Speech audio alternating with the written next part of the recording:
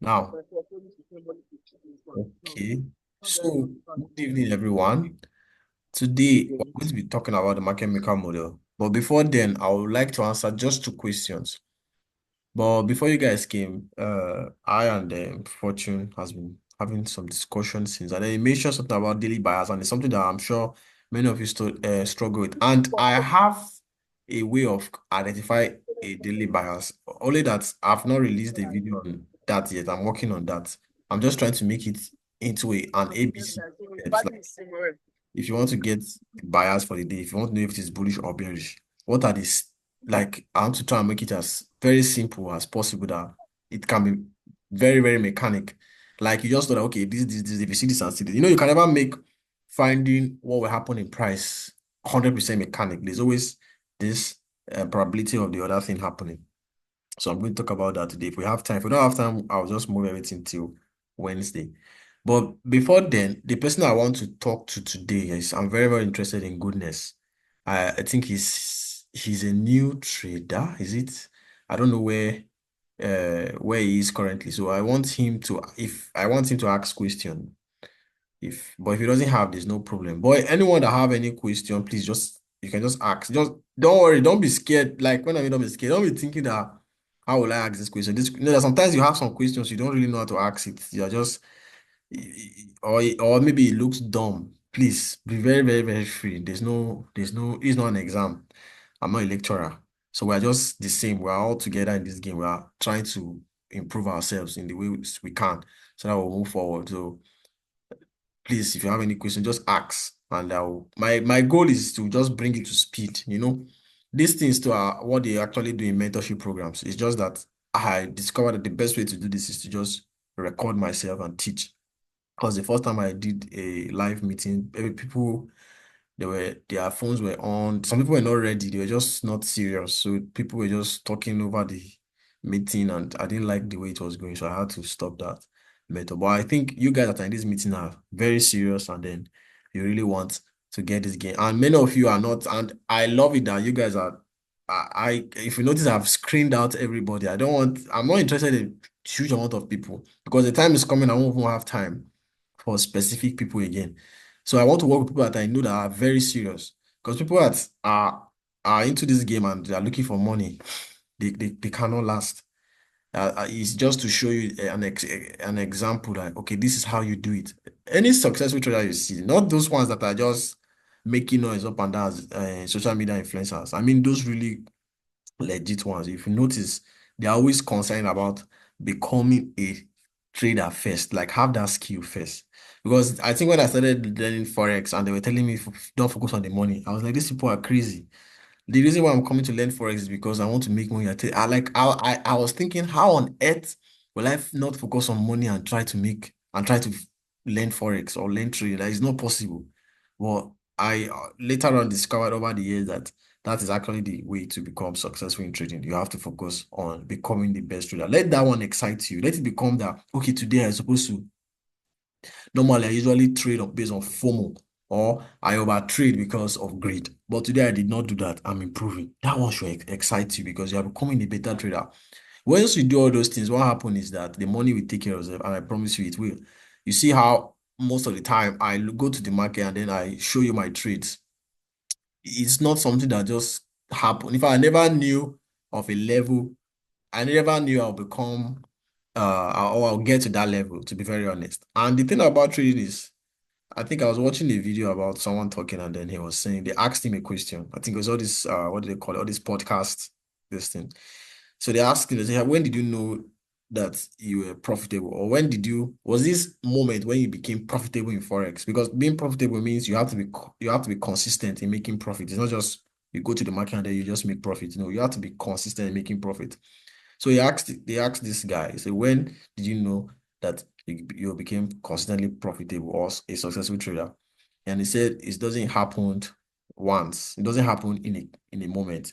It happens over time. You keep seeing improvement over improvement, like incremental increases. Many of you now, I'm very, very sure, check yourself. Who you were before is not the same person you are in your trading journey. There's always an increase. Sometimes you may not notice it, but if you give yourself time, after some months, You discover that you've gotten a level of understanding that is different from what you usually have. I think someone is sending a message. Let me see. What's of wisdom? Okay, hey, yes, God bless you, Fortune. Now you want to work words of wisdom. Hey, good, good, good, good. Thank God you guys are following me. So yes, this is how it is. So if you keep on showing up, don't worry. I know that many of you are having desires, you want to make money. Yes, it's normal. In fact, nobody is here because they want to just be making 100K in a month. You want many of you, in fact, 100%, you want to become wealthy through this business. But the thing is, you need to keep showing up. Just keep showing up, and you keep seeing increment. You keep seeing improvement in your trading journey. So that's that.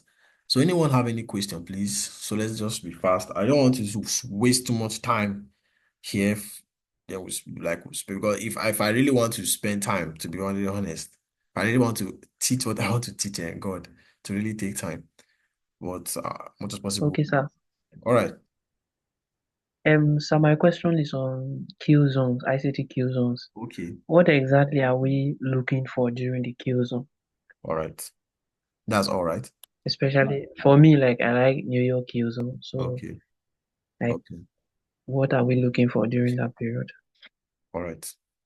Good question. So anybody have another question? Okay, if there's no question, I think I will just work with. Goodness, you don't have any question. I have a question. Okay, of course, Elijah. I Sir?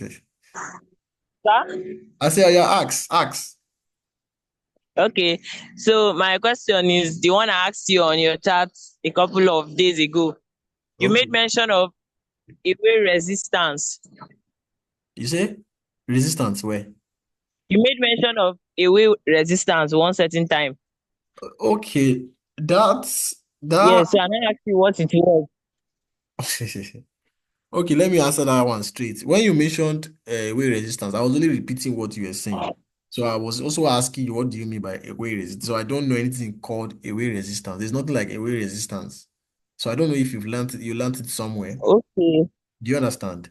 Okay, no, me, I didn't say away resistance. So Okay, what were you trying to say? I just said resistance. Then Okay, you now said away resistance. So I didn't know what that one mean. okay, no, no, no. There's nothing like a weight resistance. Okay, so Okay. that's your, Sir Gideon is laughing at me. of course he will. He's your brother, both of you. Okay, so let's talk about Qs All on. right, sir. All right, God bless I, you. I have a question. I have a question. Okay, who's okay? Gideon, Yes, witness. yes. It's about like I don't know, maybe it's because I've not really spent time on the chat, but like looking at the pictures on the slides, I cannot really identify what is an order block. Okay, okay. So you've gotten to other blocks video, the other block videos. Eh, yes, I'm currently I just finished month. I think month two. That's after the fresher month one and month two. So Okay, but I'm still going back to it again to try and understand what is the other block, cha. okay. I'll explain it here. Okay. All right, thank you very much. So for Q zones, Gideon, One last question. who is that? Fortune. Question. Yeah, Okay, you have a question. yeah, yeah. All right. Okay, my question is like all those I don't know if I've asked it before, but like all those models that like the guy like you were about to teach us the market makers model, right? That's right. And there are other like models. Like how are they being merged together to form a strategy? Are they being merged together to form a strategy or like the connection sometimes I have problem with it. Yes. Especially when it comes to ICT, like the different how like the connection of like is it two, three models or like what to make sense out of it basically. Thank you. Okay. No problem. I understand your question very, very well. So I think that's the last I will answer it as I'm teaching the make breaker block model. I mean the market maker model. Okay, so for Q zones are area into the time. Let me just go there quickly so that I show you. So I've been explaining since that markets where's let me see. Watermark. Okay, good. Market is controlled by an algorithm. It's like programming. I don't know if anyone programs here, does programming. I think Fortune does now. Abi? Fortune is a computer science. Yes, I do. Okay, even you two are here. Very good. So you know that if you I think I was into programming for a while. I just learned a little, but I discovered that it's not for young boys. Anyway, program Exactly, sir. Same here. I was before before I packed my load. there's someone that understands. Being fire, no longer It's so trading good. again. You're no longer programming again. No, I'm not. I'm no longer programming again. Who, Elijah? Okay. Why? Yes, Why? so What happened now? Why are you stopping it? Forex happened though. Okay, that's good. I see that. All right. I needed to focus on one thing. Yes, very important. Very important. So now, Yeah. if you write a program, what You're like, happens? come up, yama. When you write a program, what happens is that you hand over the control to your computer or whatever instruction you're giving your computer. So if you tell the computer, okay, this, I don't know, there's a way, I think what I can remember is there are certain functions you write that the screen will print back to you. The most popular one is hello world, and then you see it print back to you. So now that's how price is too. So I don't want to go deep into that, but there are specific time zones that market moves. Now, if you look at it, and I already shared with you guys the where is this? Why is it not showing? The indicator. This is the indicator, just in case you don't have it. So this is the Q zone. You just come here and then Q zone 28 trades, and it appears here. So for Asian rate, it is 8 p.m. That is instant time. Everything I'm seeing here is in New York time. If you want to change your time, you can just click this button. I hope we can all see my screen share. So this should be your setting. Your time zone setting should be New York. All right. So it starts 8 p.m. to 12 p.m. That's midnight. Jesus, sorry, this is the first time I'm using Zoom meeting. I can't see the screen. Okay, you can't see the screen. Where do I press? Okay, why can't you see? Is anybody having the same difficulty? You're supposed to see the screen. Okay, Okay, I can see it now. I can see it now. that's good. No, you cannot screen. I can see it now. Okay, you can You see can it. still off your this thing, your video, and on your this. I don't know. Okay, so let me continue. So now this orange line we are seeing here represents Asian Open. This green line we are seeing here, which starts 2 a.m. to 5 a.m. is London Open, because London session actually starts, I think it starts 3 a.m. Eastern time. But this London Open, it's something that ICT created. We have London Open, Asian Open, New York Open, London Close, also have New York Close. So these concepts are created by ICT. Now, why did he come up with this concept?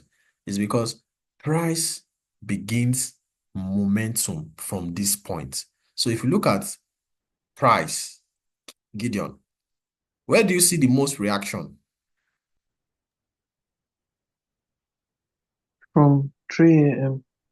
3 a.m. Nigerian time. I don't know how to specify with New Okay, York okay, time. see. Okay, well, I think we're running out of time. If it logs you out, just try and log in back with the link. Okay, so Gideon, you can see this move here. Are you seeing market move here? See this move. Are you seeing this move here? Yes, sir. Yes, sir, I can see Okay, it. good. Now, when you see this momentum, there's volatility here. There's volatility here as well. Yes, sir. Good. But do you see anything here? Are you seeing this? Are you seeing this price movement here? Do you see how it's moving? Yes, sir. It's not as much Yes, as sir, I can see it. exactly. It's not as much as what you are seeing here, this projection. Okay, now Yes, sir. I will tell you two ways how you can use the Q zones. Number one, use it for entries. They help refine your entries properly. So let me go to an example here so that you will know why we use it for entries. Now imagine market prices here. Let's say this is London session and then this is New York session. Now imagine prices here. And then you want to sell. Do you understand? And you see that price Yes, sir. rallies to this point. This is outside New York and this is outside London Q zone. Sorry. I'm breaking it down to the simplest way. If not, I would have just told you this. But look at this gap here. This is outside this Q zone. You can see how price is moving here. It's like it's Yes, just sir. here. But look at this quick movement from the New York Q zone. Now, if you enter before the New York Q zone, you'll be taken out by this move. This is what we call protraction against the intended move. Market wants to sell, and look at how market is protracting against. It's like they will call manipulation.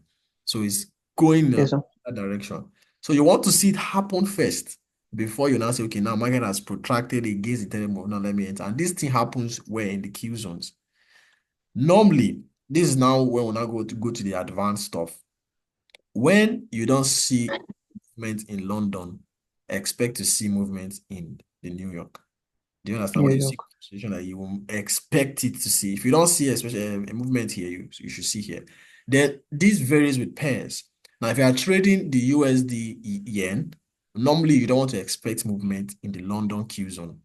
You want to expect movement in the New York because why? It is paired against the yen, and yen is an Asian pair. So you Yes. want to see movement either in the Asian range or in the New York range. And why do you see movement? It's because this is when banks open. Do you understand? You know, in Nigeria, Yes, sir. what time does bank open? 8 a.m. or 9 p.m. Yeah. So what happens is that It. that's when transactions begin. You get? Yes, sir. So if transaction be just like if you now start selling iPhone, let's say you are a businessman, you sell iPhones, and then nobody's really buying the iPhone. You know, there will be less liquidity. But when people are buying it, there's high demand. What happens? The prices increases. If there's less, if the people start buying it, and then or maybe there's more production, the price reduces. So there's fluctuation in price because there's huge market demand and supply. So this point here, like to refine your entries. So to further answer your question again of how can you use them?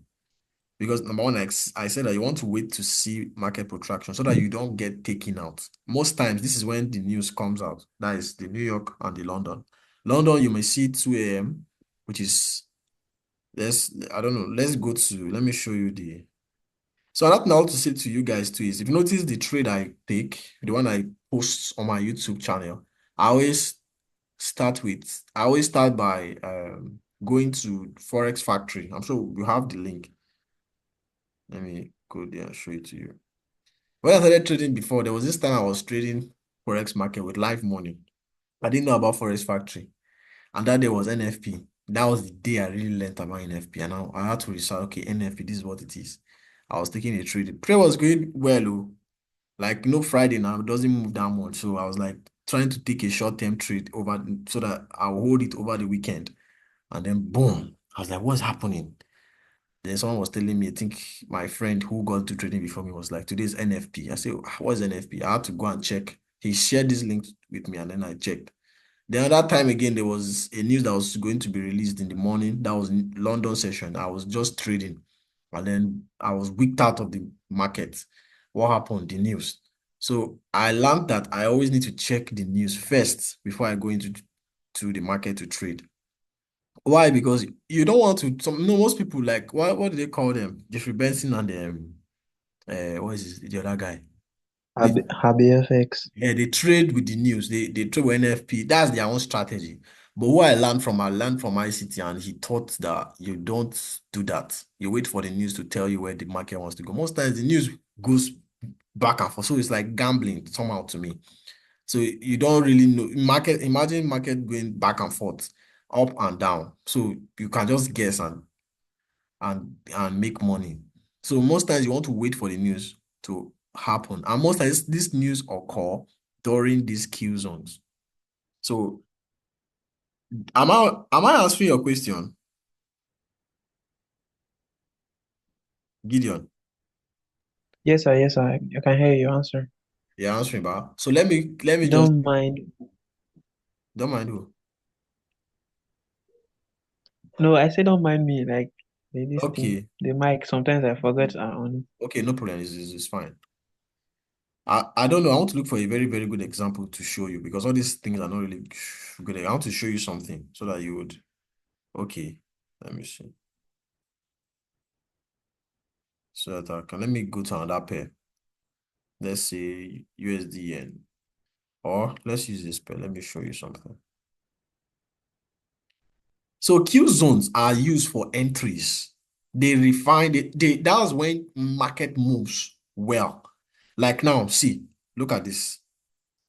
Let's say you took a trade here because there's another entry pattern. I'm sure I don't know if Fortune knows about it, but it is called the OTE pattern. It's one of the What is that? OTE pattern. You know it, optimal trading entry pattern. Okay, optimal trade entry. Good. So it's a pattern that is taught Is in that yeah. optimal trade entry? Yes, entering pattern. So he taught it a long time ago.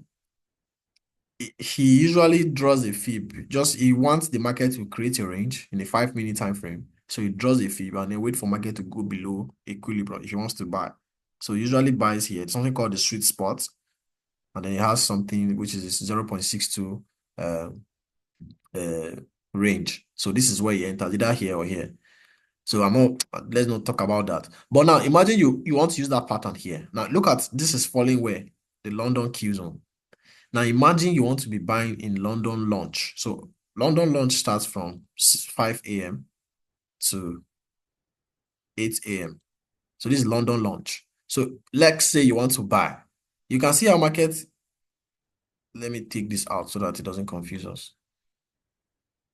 You can see, let's say market was at this point and then you decided to buy, or you drew your fib from here again. You want to use the optimal trading entry pattern, and then you see how markets retrace. Okay, this is still London, so you can still be buying. But let's assume that you want to now use this range here,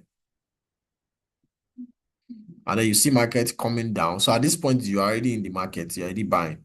You are in a long trade, and the market is rallying. So you can see how market still fell down and then creating another protraction in where? The New York Q zone. So you can see it has created this pattern that we call the shift in market structure plus fair value gap. For those of you that have watched the entry models, so you can see how market has shifted. Let me just take this out. I just hope this is not boring, sure.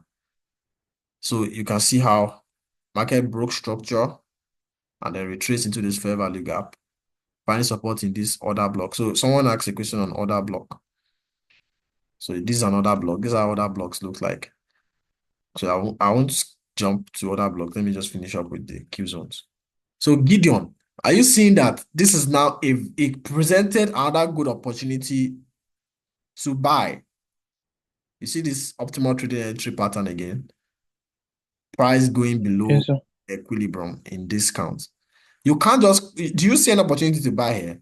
I don't know, based if you have another type of concept that you learned from all those falling triangles, I don't know. But do you see any entry pattern here? Do you see any opportunity to enter the market here? Yes or no? Hello. Yes. Do you see an opportunity to enter the market here? All right. So a trading journal is not something you just create because you feel bad and you're supposed to be creating a trading journal. No, the reason why you create a trading journal is so that you will improve your trading.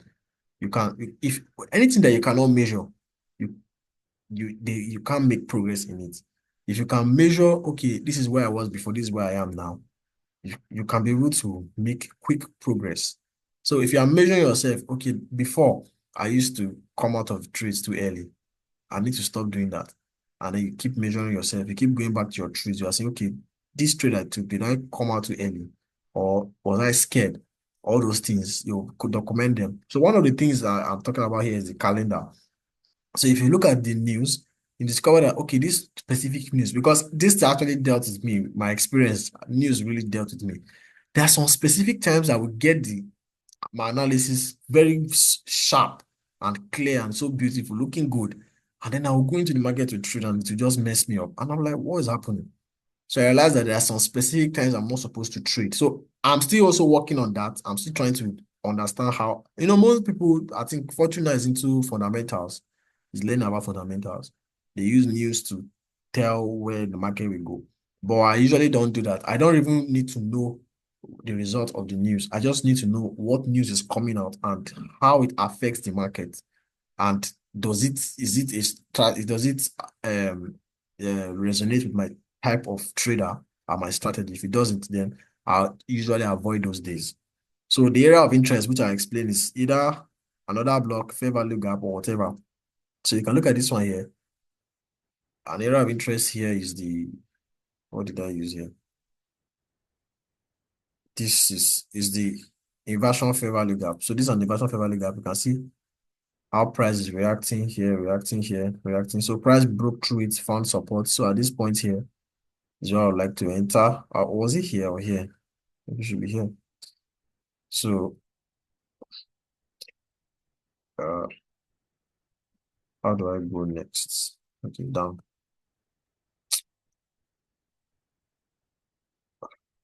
Okay, no, this was not. Let me look for a better example. Okay, good. So area of interest here. This is what good. Now you can see this here. This is an order block. This is a bearish order block. This order block does not have consecutively up close candles. You can see there's a black candle here, up close green candle, black, green. So it's not consecutive up close candle, just this single candle. But why will I use this order block? What increases? Because we can start, there's no fair value gap. Remember, like I said, the three things you're looking for, you must not see the three of them in one candle to verify that it's a high probability order block. You just want to see one or two. And the higher you see, the higher it increases the probability of the order block holding. This order block is finding resistance where? In this fair value gap, which is 1. Then another thing again is there is another what? Order block. I was not able to capture it here, but this is what another order block. So price is finding what? Resistance where? In this bearish order block. And this bearish order block has what? A fair value gap, and price is reacting here. So we can see that this order block is finding resistance where? In an institutional resistance level. So as soon as price gets back to it, what happens? I expect it to rally. So another thing again, I didn't even see it now. I'm just seeing it now. What increases the probability of another block to hold is generally internal range liquidity, not necessarily just the fair value gap. You want to see internal range liquidity alongside with the other block. And what are those internal range liquidity? They are fair value gaps and short-term highs and lows.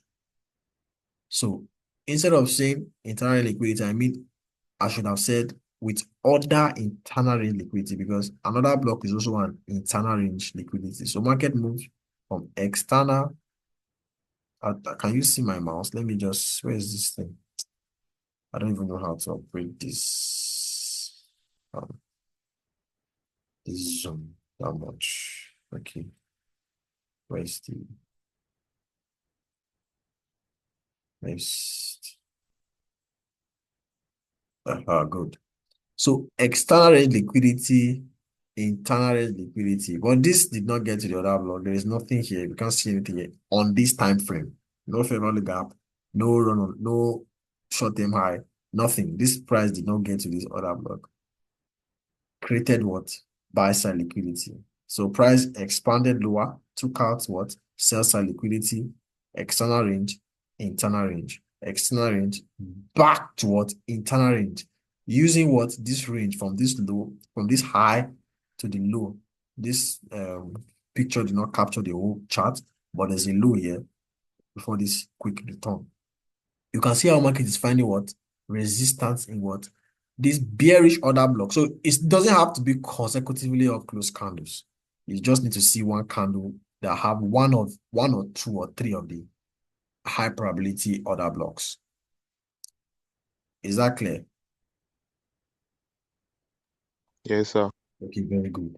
The other thing again I also noticed is that You don't need to see the other block at the end of the range. Now you can see that this is a range from this high to this low is a range. But this is the high of this range. But okay, we can even use this range. Yeah, but I wish I snapped the whole picture. I don't know why I just took this, but this was my area of concern, this other block. But if you look at it from here to here is a range. But inside this range, we have other blocks. This one too is another block. Consecutively, what? Up close candles. We have a fair value gap, which increases the probability. As soon as price return, what happens? We expect price to fall. So it doesn't have to be like the candle has to be at the end. Do you understand? It can be inside That's the range. Yeah? the other that other block it didn't hold because of like is it because of like context? That one exactly, that one you're hovering over. Yes. It didn't hold. It held here Exactly. now. Okay, it's because it didn't hold here, right? Yes, exactly. Yes, it's because of very beautiful, because of context. You understand? If we go down to a higher time frame, we wouldn't see these other blocks here. That's another thing I was going to point out to you when we go back to the charts with that other block I asked you that if it is another block or not. One thing that reduces the probability of another block to hold price is the time gap. The higher the time frame you find the other block, the stronger the other block. This is a 1 hour time frame, guys. So you don't expect this other block to hold for a long time. Like this, the move from this point to this point here is a bearish order flow. And order flow is on a mission to take liquidity. And once it has achieved that mission, it reverses. It goes the other direction. It either waits, that's how you see this consolidation here, to resume another rally for a run on liquidity in whatever direction. So you can see it has achieved this. If you can, I wish I really took it. I don't know why I just took this kind of picture because there's something happened, something so beautiful here. This is what we call a balanced price range. When you see price move, creating fair value gap, and then returns immediately to close that gap from this line here to this point is a balanced price. Look at how price is finding support here. Telling you that liquidity has been swept. So they trapped sellers here. Okay, that is more, it's more deeper The and trap more. seller with the fair value gap. Is it? You said the trapped sellers. Is it with the trap sellers, people that sell like using the fair value gap? That's what those are the guys that they trap. Yes, not necessarily those that use the fair value gap. They are trapping sellers that were selling as price was going lower. Because this is a quick move. So they would think that, okay, since price is moving lower, let's start selling. Meanwhile, price Okay. was only going down to take liquidity to reverse. So if price, when you see this kind of quick movements like this, you can use it as a support. Price will not want to go back down to give them an opportunity to come out of that trade because if price goes deeper, do you understand? They will be at a break even. So it will be, the reason why they are trapping them is to create efficiency in marketplace. They need sellers to make market move higher. Because when they are selling, if it triggers their stop loss, they will be buying to come out of that trade. So they need buyers so that market will go higher. So they will trap them there. These are just manipulations by the market makers. Do you understand? Yes, sir. Okay. So even if you don't understand, please don't worry. It's not something I'm supposed to teach. I've not even taught it yet, but it's what we call balanced pricing. It's one of the new concepts. I'm sure maybe first you should have come across it. One of the new concepts ICT teaches. Okay, so that's that. Let me go back to the chart. Then we'll talk about breaker blocks, market maker model quickly.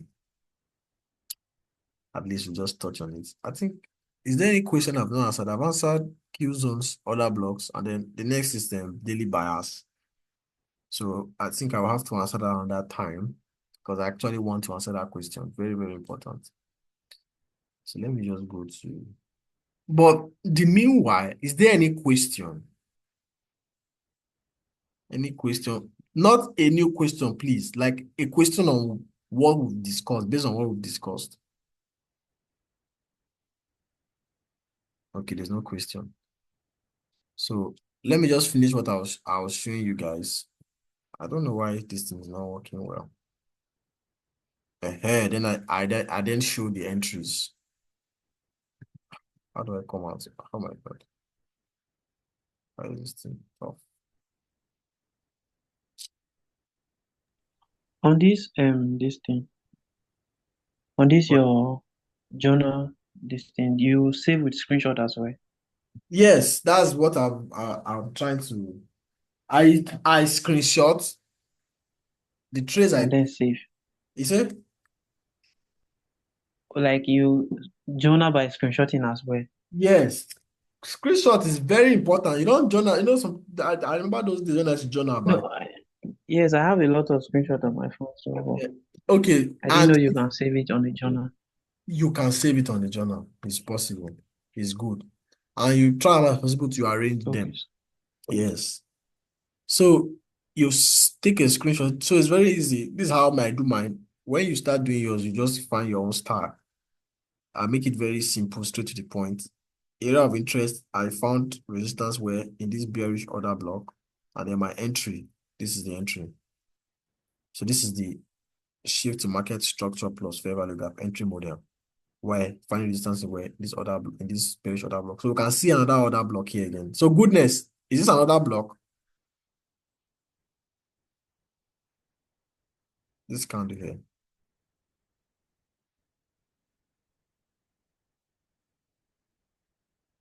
Oh, goodness. Yes, that's another block. Yes, that's another block. Yes, you see how price did what? Rallied and then well. So that's good. Then the last thing I want to also say is that I must not take this trade. See, let me tell you something, Ba. What I want to tell you now is very important. Like, if I had known, if it's not even if it's something I actually started practicing very early. So, but it's something that if people don't do it, it will actually be very bad for you. But this is personal experience. Let me tell you something. When you learn something, Ba, and you go to the chart and then you document it, even if you don't have a strategy, you don't really have so many things to work with. But you just look for order block, you just go to the order block, you annotate it. There are some places where I also write things on the chart. Maybe if I have time, I'll just screenshot it and send it to the group chat. This is not an example here. Maybe I notice that I'll say, okay, look at how price fell. I'll note the time, note all those things. If you do all those things every day, let's say you go to the chart, you don't need to take the trade. Just look at it, put it on your Notion or your journal, snap it, make those annotations. You don't have to be perfect. Don't try and be perfect. Don't try and say, okay, I don't know much. No, no. You've learned other blocks now. Go to the chart and then see how price reacts from the higher time frame. Then go down to a lower time frame to see how price started moving away from it. How did it change? Did it form another smaller order block? Did it form a fair value gap? Did you see displacement? You can see that price got to this point here. There was no displacement. Got to this point here, there was no displacement. Got to this point here, there was no much displacement. Small. Then rallied. And then hitting that fair value gap again. But as soon as it hit this other block, look at how price displaced with the creation of fair value gap. This one now is now telling that price wants to what? Go lower because you're adding context. You're in a bearish market, order flow is bearish, and price is at what? A bearish order block. And a lower time frame, you have more confidence to sell. So when you add up these things, you put your annotations, you snap it, you put it on your journal, you will you will improve immensely. Like the growth will be very, very much. I promise you. You will experience growth. These are the things that actually made me very, very, like, I don't know. These are the things that actually really improved me. Not watching ICT videos. Don't be trying going to watch any video online, even my own. You want to watch all those videos because I think it was something I noticed with even Gideon. But that's why I realized that, okay, maybe I should reduce the videos I'm releasing. You know, when you are watching, there's this, you want to learn. Actually, it's a good spirit. You really want to learn. You are hungry for more. But don't think that it's watching all those videos and you really learn. It's you going back to the chart. I try as much as possible to emphasize that it's going back to the charts. Go back and I can remember those days I did these things. Now ICT tells me I can binge watch ICT. forget to. You know, when you watch ICT, sometimes it can be very boring. You can even sleep with it. But I spend time watching ICT videos. But later I realized that it's not necessarily watching the videos. It's you going back to the chat and practicing it. And not just practicing anyhow. You see, that's where we fail to understand. We don't just go to the chat and then look for, and then, most times you can just go to the chat and then start taking trades up and down, wasting, maybe even using live money, and then you are looking at the chart from morning till night, and you're not learning anything. You're just staring at the chart. At the end of the day, you are exhausted. You've not learned anything.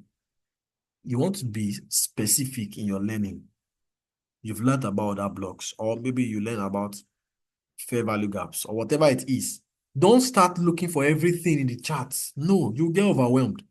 Go and look for those specifics. Pick one area and say, okay, I want to be able to identify, like goodness now, you say you want to be able to.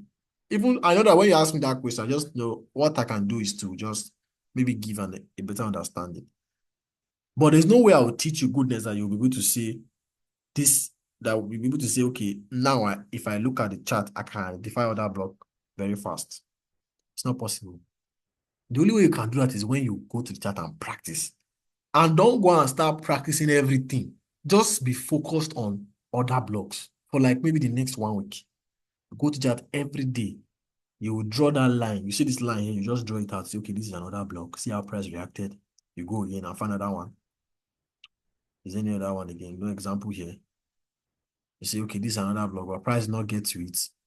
You go and, okay, you see, okay, this is what another block, this is what you identify as another block. So price found support and then broke through it. Why? This is a 1 minute time frame, so you don't expect it to last too long. So you're not learning, you are gaining experience. You don't understand that other blocks that are too far or that are in a smaller time frame last short, because this is a 1 minute time frame, so the other block should last for 1 minute. It's not like the other block should last for 1 minute, but it should last shorter. If it's a 1 hour time frame, it should last longer. Daily, more longer. That's just the whole concept. Now, when you start implementing this type of practice, because you're now practicing with an aim, practicing with a goal, it will become more refined because there's a way to practice in the chart. So don't just go to the chart and be looking at price and then get exhausted. No, you want to practice with goals in your mind.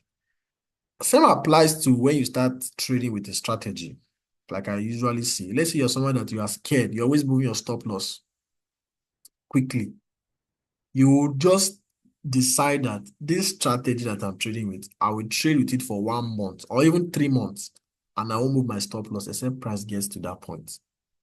See, if you do that for 1 month, if you can successfully do that for 1 month, you will train yourself. So that's just for psychology and other things. But to be able to get the skill, please learn about journaling your trades. Because there's this nice thing to say, even if you don't take a trade, just journal it like you saw it before it happened. Don't try to say, since I didn't take the trade, I don't have the right to journal it and make it mine. No, okay, I think this meeting is about to end. What you just need to do is just go and journal it. You say that I didn't take any trade here, but I journaled it. I snapped it and I placed it on my journal.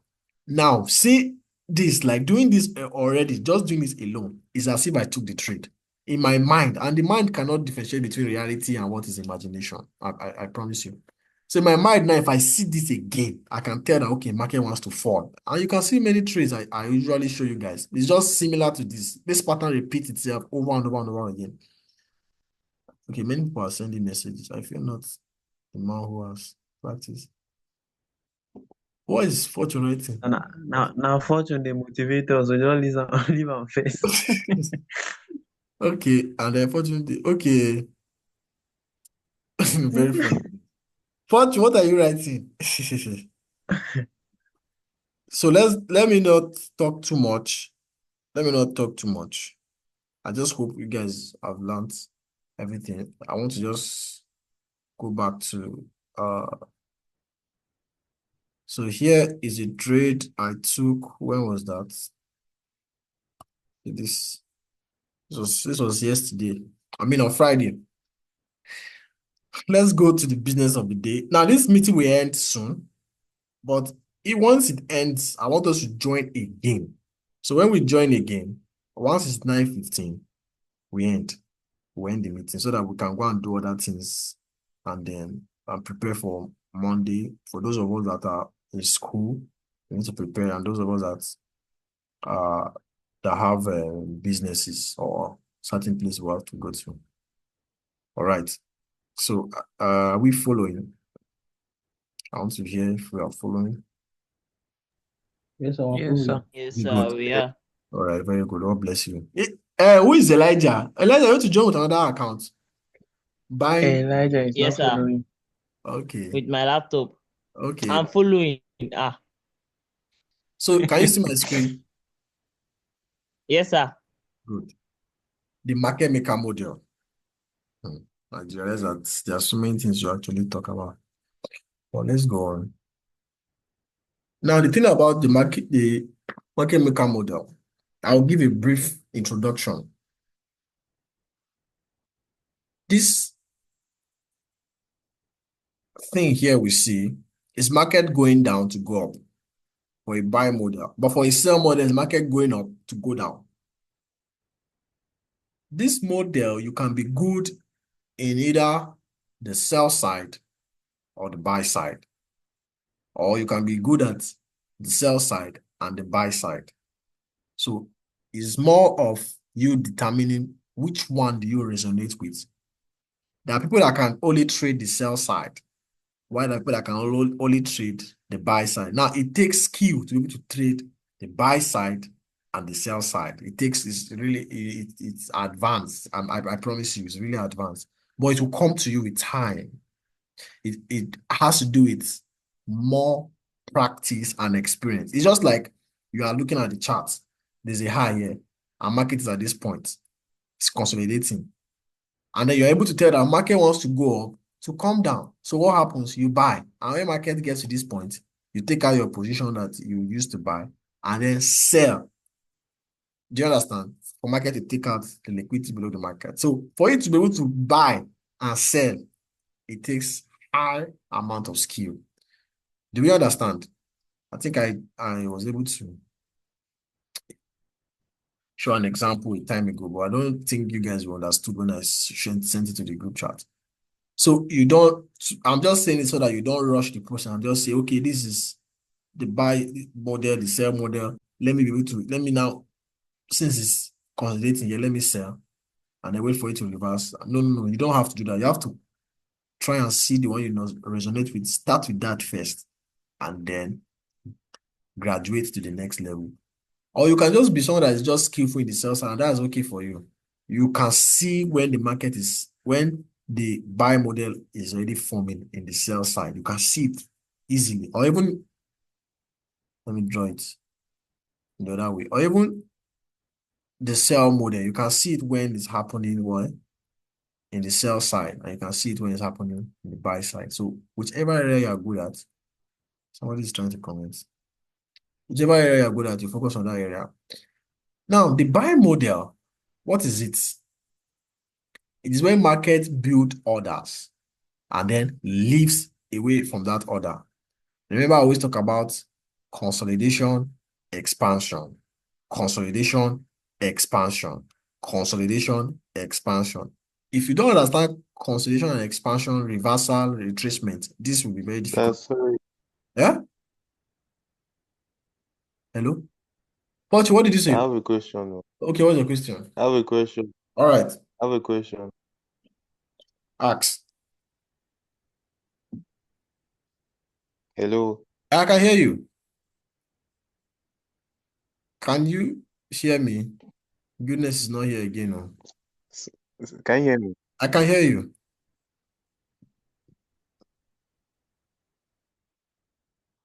Fortune. Gideon, can you hear me? Let me be sure if it is my network or Gideon's. Yes, sir, I can hear you. sir. Okay, is his network? Yeah, I think so. What is his question now? This thing will soon go off. But before he's able to pick up, let's just continue. Now, I love it so much. I love that our first meeting, the first meeting I had with Fortune and Gideon and Elijah. I really love that meeting so much because it made me understood that this type of meetings will actually help a lot. And remember with Yes, sir, can you hear me? hey, so Fortune, you are back. Yes. Okay. You said something about consolidation and expansion. Yes. So I have one question, just a small question. Please, what is the difference between consolidation and accumulation? Okay. Okay. The accumulation consolidation are the same thing. They are both the same thing. Okay. Okay. Yes, there is no difference. Now, why you see me, I wrote accumulation, I wrote consolidation. Consolidation, that both the same thing. It's just using it based on context. We understand that market makers build orders here. When you see market consolidating, is market makers are building orders above and below. So once price moves away, they are reaccumulating orders. So they've made an accumulation here. Then here is another accumulation that are accumulating. That's why you see everything accumulation. So it's just I'm using it based on context, not because they're the same thing. Okay, now, like I explained before, you have to understand consolidation and expansion to be able to understand market model. That's one. Number two, you have to understand all the PDRAs. If you don't know how to use all the PDRAs, market maker model will not be easy for you. You have to understand market reversals. You have to understand order flow. You have to understand liquidity run. You have to understand order blocks, breaker blocks. Those are the PDRAs. If you don't understand these things, I promise you, market maker, sorry, tongue twister. Market maker model is a combination of a lot of concepts, and that will bring me to the question what you asked about models. Now, models are is what I will say they constitute your trading plan. Let me put it that way. Models constitute your trading plan. So if you have the market maker buy model, it does not mean that the only way it doesn't mean a model is not a strategy. Let me start like that. A model is just you bringing different concepts to form your strategy. Like now, my strategy is not the market maker buy model or anything. My strategy is very simple. I look for points of area of interest, which could either be an institutional level. I go down to a lower time frame and I look for my model for one of my entry models, either if inversion fair value gap, market shift plus fair value gap, or breaker block plus fair value gap. If I find it, I enter. But I don't just enter like that. I record. Thank you. So as I was saying, Fortune, I explain what my strategy is. I look for area of interest, and then once market gets to that point, I go down to a lower time frame, and then if I see one of my entry models, I either buy or sell. Now, I don't use the why do I always the market maker model as a strategy? I use it alongside my strategy. I use it as a confluence. Now, if I go to the market, it doesn't mean I must see the market maker buy model before I can enter the trade. No. If I also use what I call protraction for especially London session, I also use what I call power of three. It's not like every time I must always buy below the low of the market open and sell it. I don't always do that though. But I love to see it. When I see it, it gives me more confidence that my bias is right. And that thing again, I look for order flow. If that order flow is the most important thing. And sometimes I don't have bias. Do you understand? Many times people think that you must have a bias before you enter the market. I may not have a bias. I can just go to the market and I won't have a bias. And I will just look at the market and say, okay, I think the market is going to sell. I look for my entry pattern. I look for my area of interest. If market gets there, I go down to lower time frame and then I sell. or I buy. So as you do, okay, okay, Gideon, this is Sir, you have a question, right? what is, yes, sir, what's the difference between bias and order flow? Okay. A wonderful question. Bias, they are very similar, but if I should distinct it, order flow is the direction in price with the aim of seeking liquidity, either above or below. This question is very, very. You see, order flow is something that took me. I thought I actually understood order flow. I have to go to the chart to explain order flow. Let me go to the chart. Bias is different from order flow, but they are similar. But let me show the where is the charts? Because I love your question so much. Let's see Euro USD. Euro USD. Let me explain bias first. Now, look at, or let me see if I can start with, let me start with order flow. Order flow is more important. Let me see order flow. Let me see order flow. Let me break it down to the smallest level so that you can understand it very well. What is order flow? Without using any type of a definition, let me just use the chart to explain. Now, order flow is when I tell you that, or is when price is telling me that price will find support to go to take liquidity above this high. If I predetermine that price will move from here to here. Now, the time it will take for price to move from here to here, that time length, the order flow will be bullish. It will remain bullish until this high here is taken.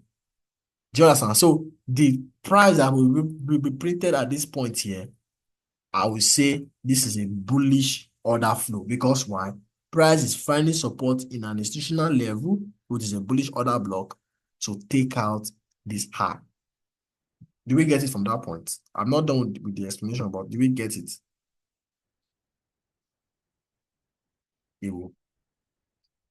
I don't think you guys understand what I'm saying. Can you hear me? So when you say institutional level, what do you mean by institutional level? Okay, institutional level simply means breakout blocks, order blocks, fair value gaps, mitigation blocks. Okay, okay, Okay, I okay. think Elijah is having unstable network. Institutional level is the same thing with PDRA. Yes, please, it's like that. I just used that language. It's the same thing. So when I say that market will find support here before rallying, the person I'm answering this question has gone. But I'll continue. When I say market is finding support here, okay, Gideon is back.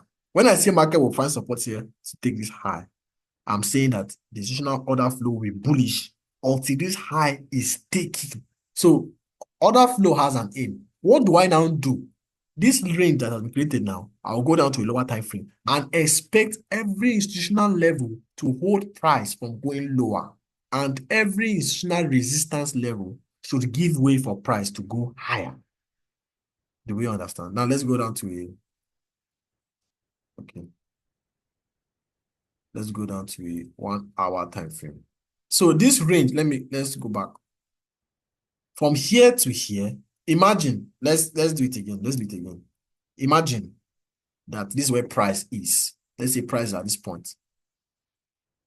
Now, when price is at this point, we expect that this is an order block and price should find support in this order block. That's not complete. If price finds support in this order block, where will it go to? Definitely to go up. But where do we see liquidity? Above the market. So we are expecting market to move from here to this high, and also as well this high, and then subsequently probably this high here. So what do we now do? We want to now classify the run from here to here as what? A bullish order flow. So we want to see market keep going. It's not like because we say this is a bullish order flow, market will go up. No, we're just talking based on probability. because we're looking at the price. Price has broken out from what? Consolidation, higher, and then market is what? Bullish. The structure is bullish, and we're seeing another block. So we expect price to find support in this other block. This other block is a high probability other block. Why? There's a fair value gap and there's internal range liquidity, which is a short-term low. So price has taken liquidity and there's a fair value gap here. So we expect price to rally. So from this point to this point, institutional order flow is bullish. And if institutional order flow is bullish, we're expecting that all those PDRAs, okay, let me use discount PDRAs. We know what discount PDRAs are. Bullish order block, bullish breaker block, bullish fair value gap, bullish mitigation block, all those, and then even liquidity should serve as points for market to rally. And all the bearish order block, bearish breaker block, they should give way for price to rally higher. Because why? Institutional order flow is bullish. So we'll go down to a 1 hour time frame. Let me just clean this out. And then we'll look at this range. Oh my God, this thing is just... Let's look at this. There's a lot of consolidation. So let's just come back here where price took out. So you can see that order flow has achieved its aim. Now you can't tell if order flow has achieved its aim. The other things you also combine in reading price. You want to be watching price. If it retraces, if it breaks a low and they start coming back. But at this point, we can say that from here to here, order flow was bullish. Let's assume we predetermined that price will rally from here to this point. So this point here, order flow was bullish. So let's go back. Let's go down to the 1 hour time frame and let's look at the order blocks that were created. Breaker blocks that were also created. Let me clean this.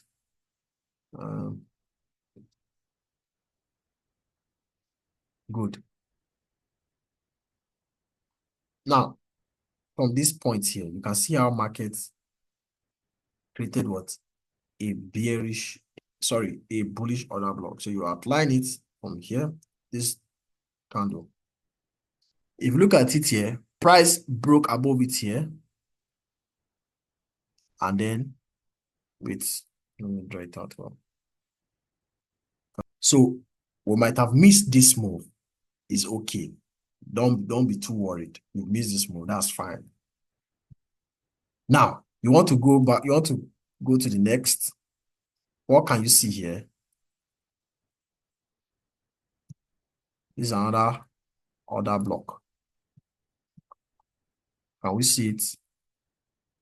The last down close candle for an up move is what? Displacement. So you will trust. You won't be scared. Okay, you will now be seeing this. Though this is a short body, but when you combine it with context that order flow is bullish, you want to trust that this will hold price. You will now want to add other things like below the open, market open. So this is market open at this point. Let me draw this line. Market open here. So you are buying below market open.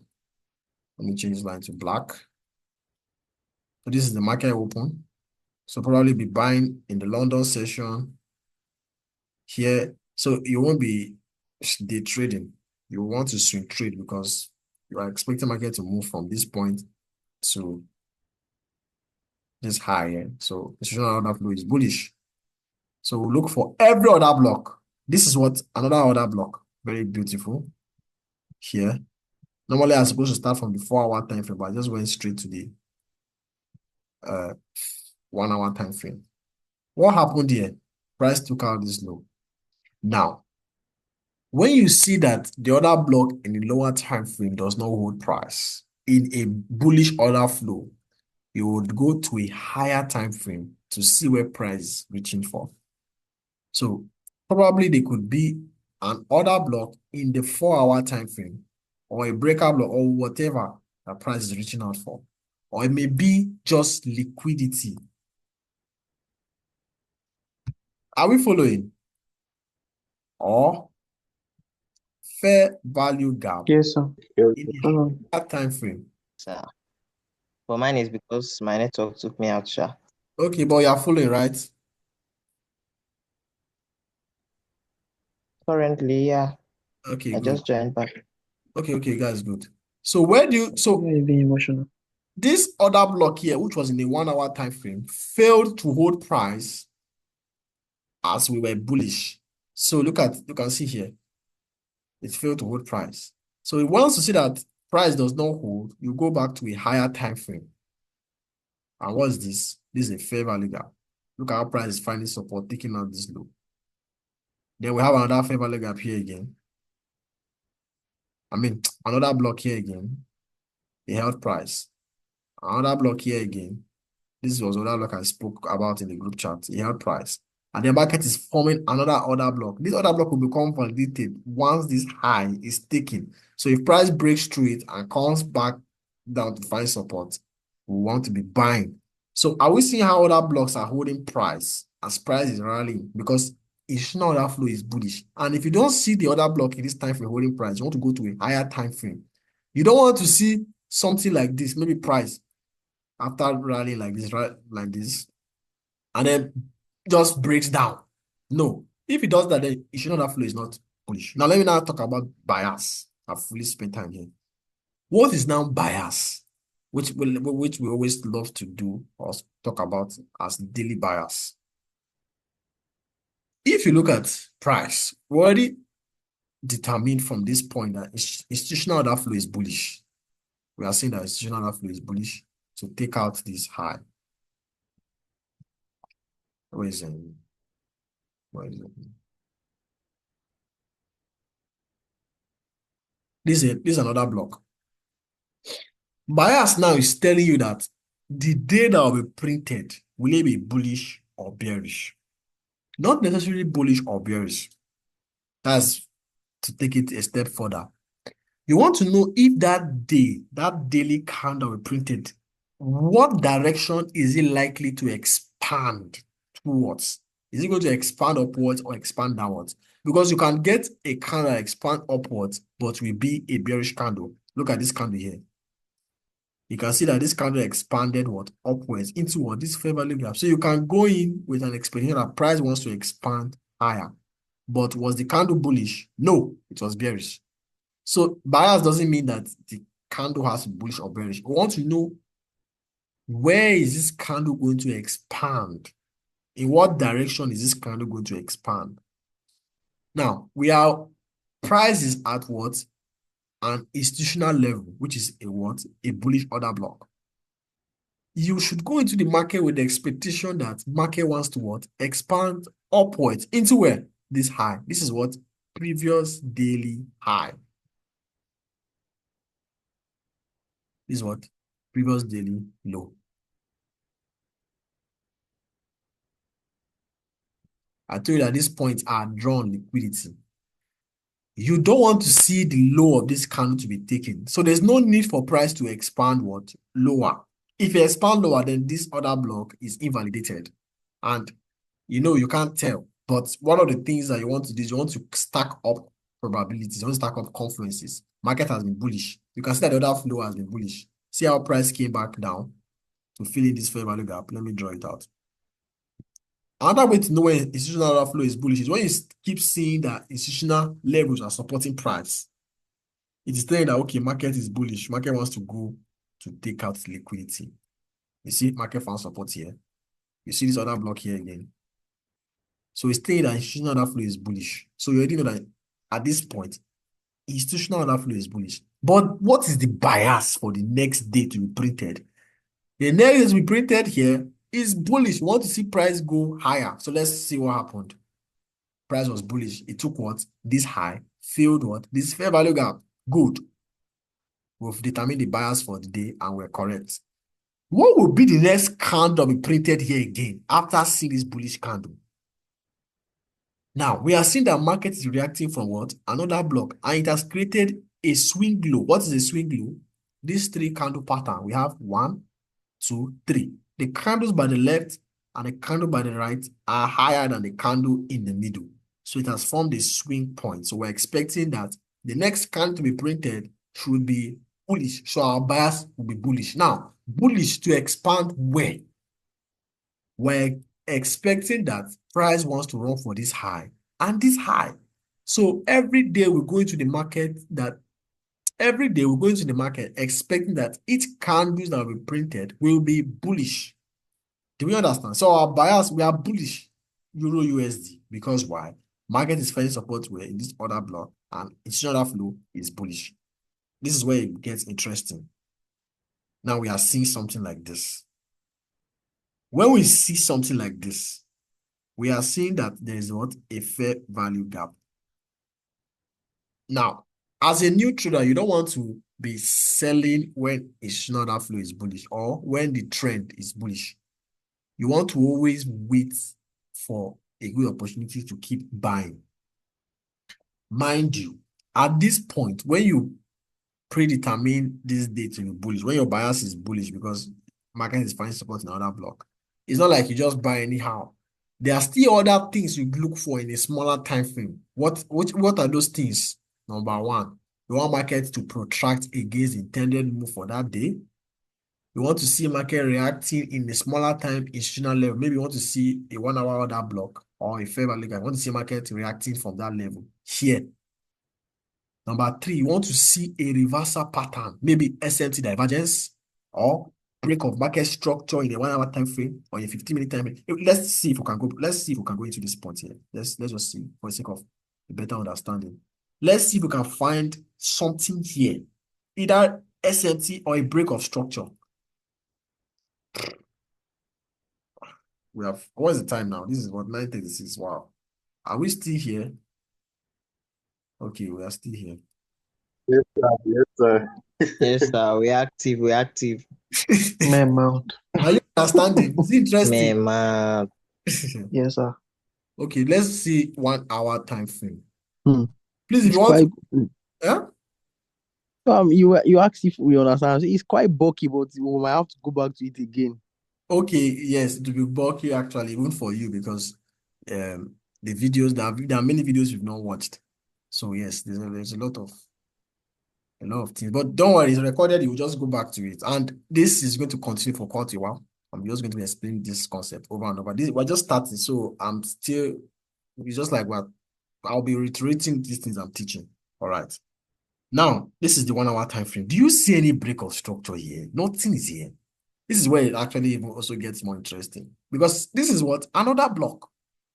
Do you see any break of structure here? It's not clear. It's looking, see market just they go like. What we want to see is a market shift, which is very easy. Most times when people see representations by all these lines, they say, okay, this is like this. Let's buy. Let's say. So we'll see, okay, market has shifted. Now let's buy. No, market is not. Even like that, even me, I won't be here teaching it. I'll just be in my corner and be making money with the strategy. But now, look at it. Look at this thing. I want to teach you guys something. When market hits resistance and is about to turn, there's usually a slow move of price. Price usually consolidates. You see how market has been going down since, see this move, it was very fast, like this, like knife. Let me, that's how I can actually, it's pointy, like this. It expand lower, then retrace. You see, expand, retrace, expand, retrace. There's no any slowing down. But when it got to this point, see how it was slowing down. When you start seeing market slowing down, it's a thing that it wants to change direction. It's like when market, when you are driving with full speed, see this huge move, and then you want to turn. You want to slow down before you turn. It happens, it's everywhere. Let me show you somewhere. Let me show it to you again.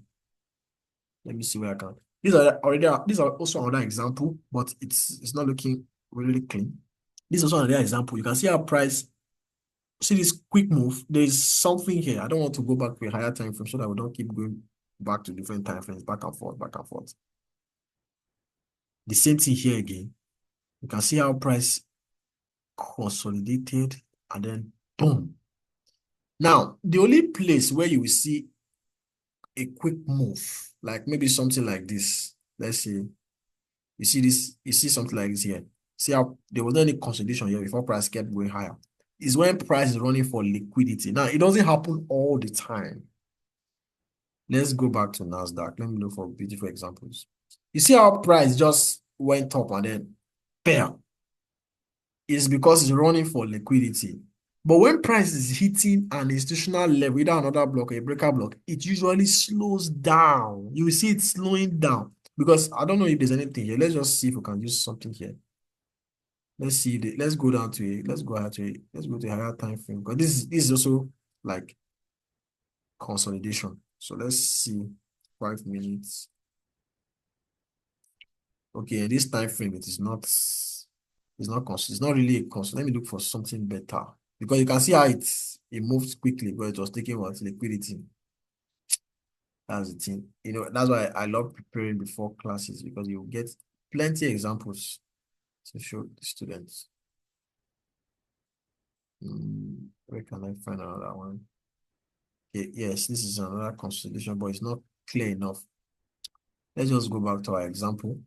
So now you can see how price slowed down here. Don't worry, this thing I'm teaching you, don't just take it like that. I want you to maybe write it down, take notes, and go and look for it in your chart. This thing, but I personally see it when I'm trading, and it helps me know when to add to positions that, okay, market wants to go in that direction. Well, let's say you take a trade from here and you keep seeing price consolidating. You know that price is not going higher. It wants to go that direction. It's finding resistance to go that, to keep going, to go higher. Is a sign of accumulation. Price is accumulating to change direction. So our time is already running out. So when you see this, you know that market is slowing down and about to change direction. But how can you use it actually? How can you use it? There are many ways you can use it. Now I've taught you guys a lot. I explained that after consolidation, expansion, and then inside the expansion, you want to get what? Your order block. And then what is this? These are 1 hour order block. As soon as price breaks out of it, people have different strategies. You may want to see price break out of consolidation and then look for something here. This is a market maker model already formed here. This is the consolidation, market, smart money reversal, reaccumulation, and then break of high. You may not see it clearly, but if you go down to a 5-minute time frame,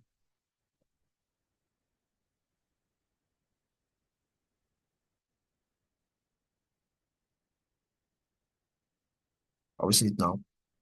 This is the reversal, original consolidation, reaccumulation, and then breaking their high. So you don't need to be worried and say, okay, look at it has broken out of consolidation. Let me start buying. No, you don't do that. You wait for a reaccumulation. And what is this? This is a reaccumulation happening where? In the New York Q zone. Because you might have missed this. This is still also in the New York Q zone, sure. But we are seeing it happening later in this Q zone. This is a reaccumulation. Now you're looking at junk. How can I use this to trade? There are different multiple entry patterns. And I'm seeing one here. You can see price took out a low. Price broke this high. Price created a what? Fair value gap. Your stop will be here. And your entry here. That will be to take out where this high. So you'll be risking how many? You want to be putting it above the high. So this is a trade. Let me see. Are we still here? Can you see this? Yes, sir. Yes. I just used the market maker model combined with an entry model that I've taught. I wish many of us have watched the videos on that as a fair value gap. Let me just take out this nonsense. This ran liquidity. This is a micro run liquidity. Rogue structure, there's displacement, creating fair value gap, price returned, and then you enter. Where are you entering? You are entering at the accumulation stage inside your market maker model. Because why? This is a bullish order block. This is a higher time frame bullish order block. And then you are entering where? In the New York Q zone. So you can take a short here. But if you don't want to take a short, a scalp or a day trade, you want to swing, which is also very good. We'll go back to the 1 hour time frame.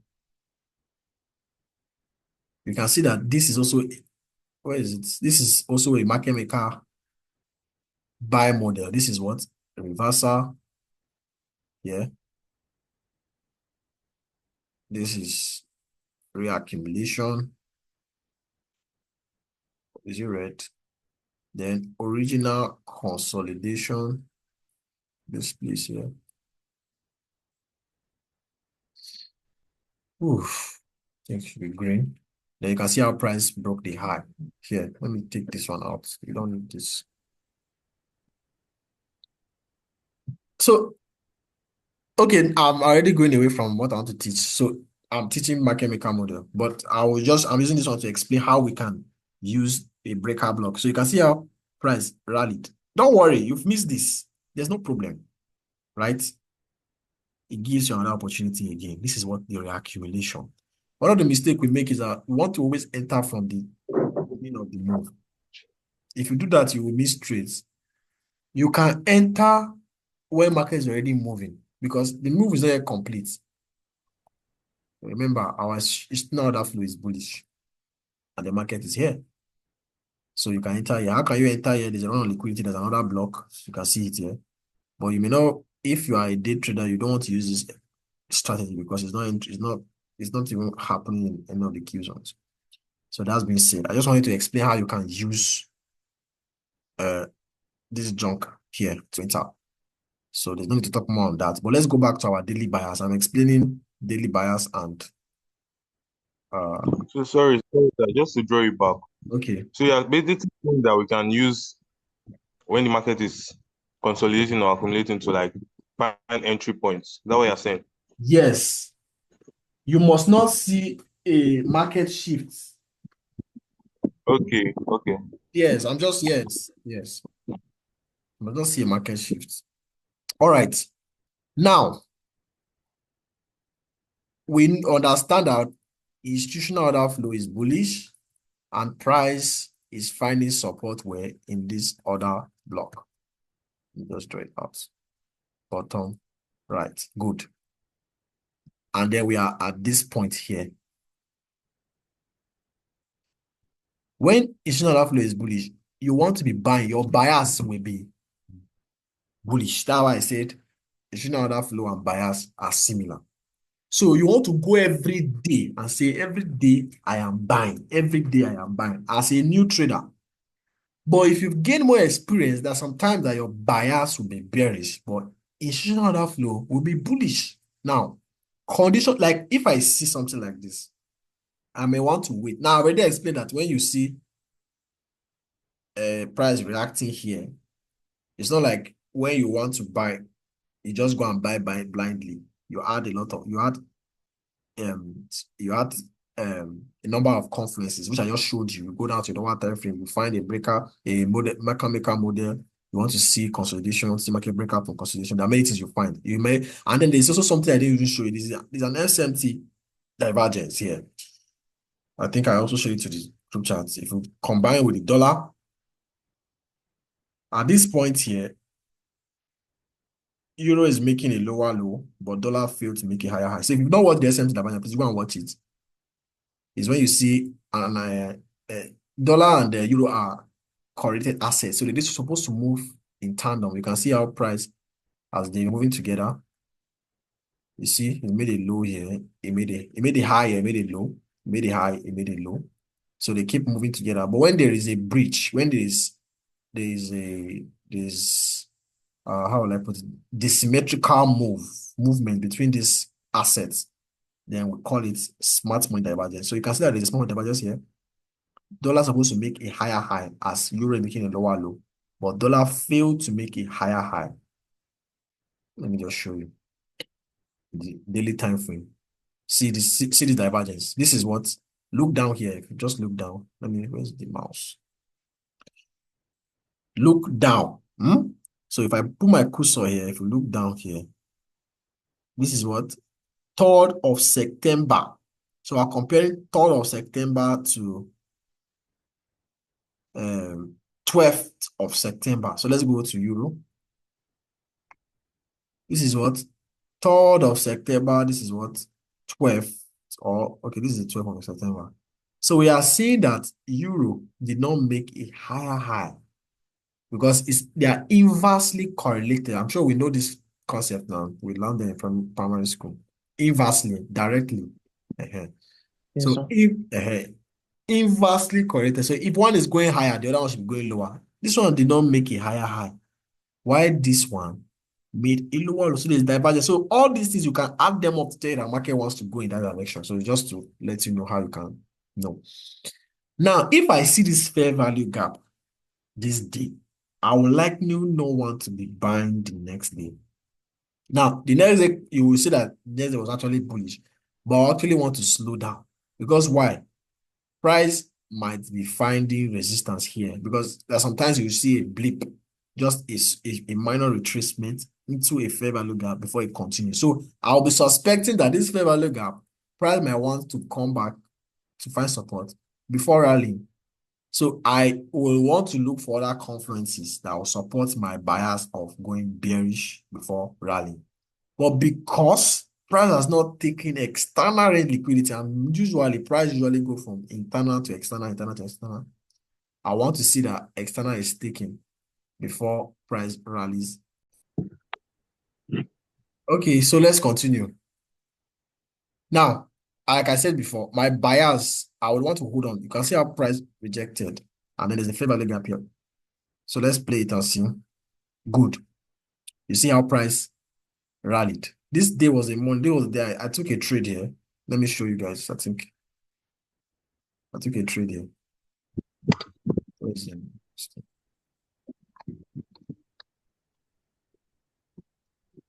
So I want you to see the thought process. Had it been, where is it?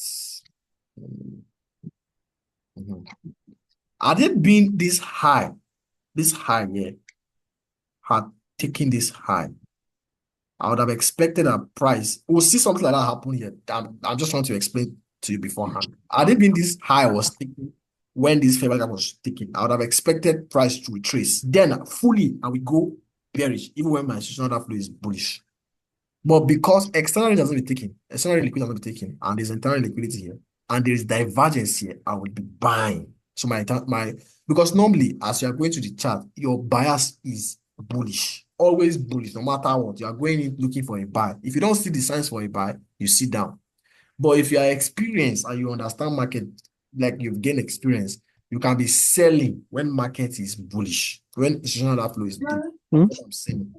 So as a new trader, what you want to be doing is Goodness, can you mute?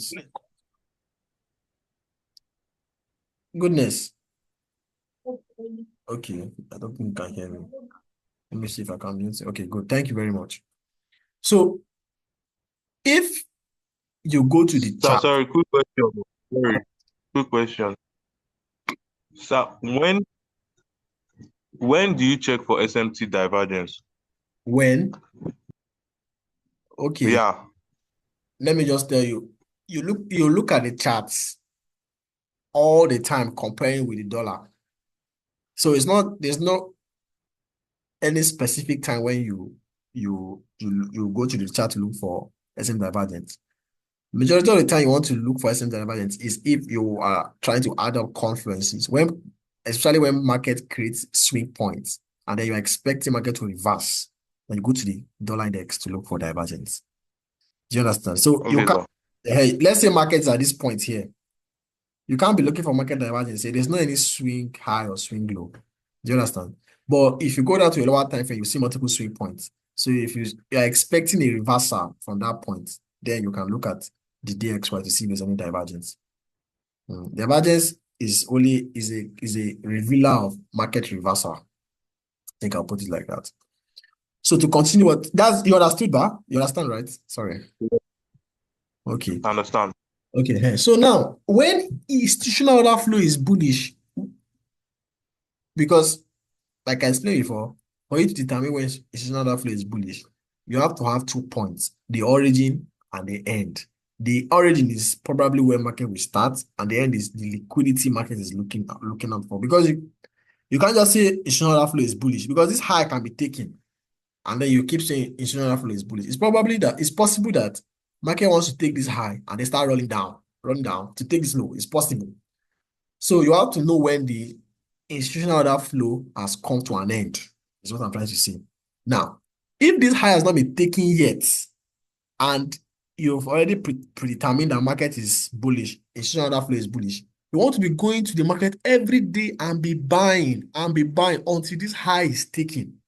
Now, When you go to buy, you don't just go and buy blindly.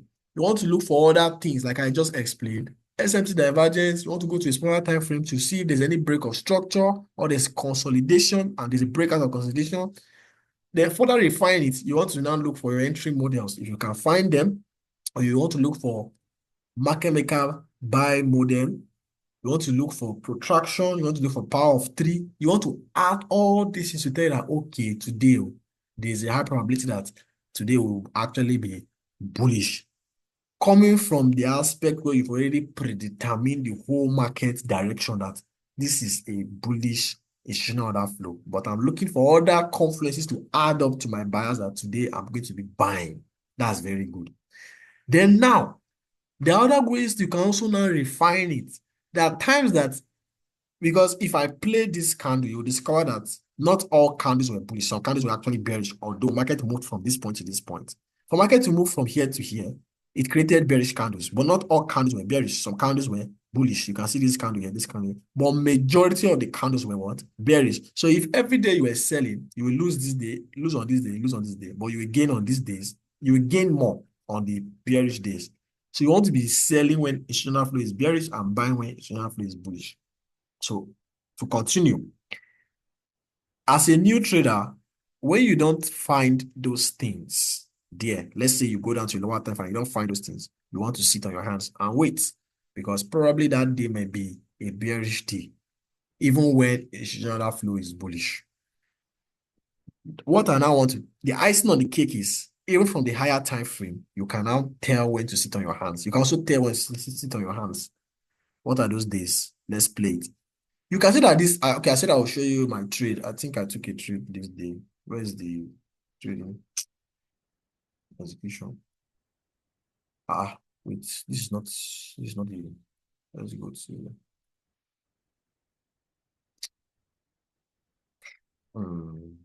watch lists. Okay. Okay, it will not show. It will show because I'm on a replay mode. Let's forget about that, please. That's not what's important. But I wanted to just let you know I took a trade here because I was using what I'm teaching you now. Yes. So this day, so now I want to ask Elijah, Sir, what do you think the next candle will be? Bullish or bearish?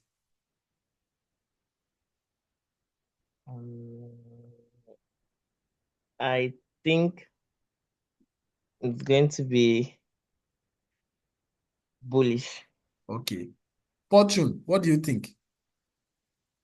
I think it's going to be bearish. All right. Goodness, what do you think? I think bullish. Okay. Gideon, what do you think?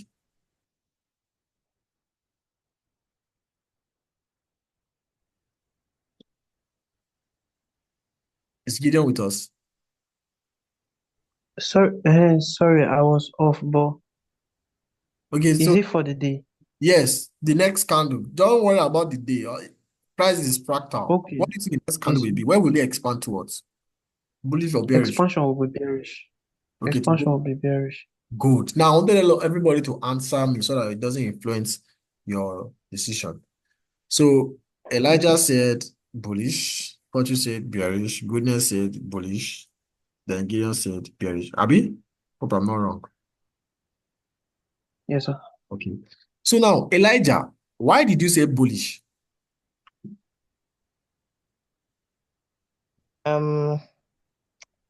Because this place there's a a support here, like a swing, like a bullish swing. Yes, at that place you're putting the Yeah, around that point. there's a Yes. support. No, the candle before that one that was printed. This one, No, the next one. this one.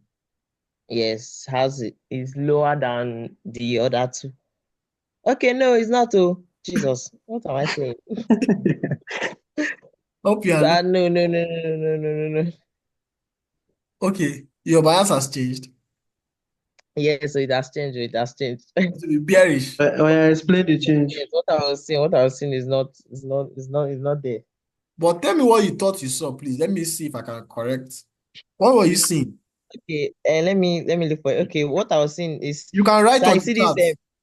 You can write. okay, so I see this orange color rectangle you made here. Okay.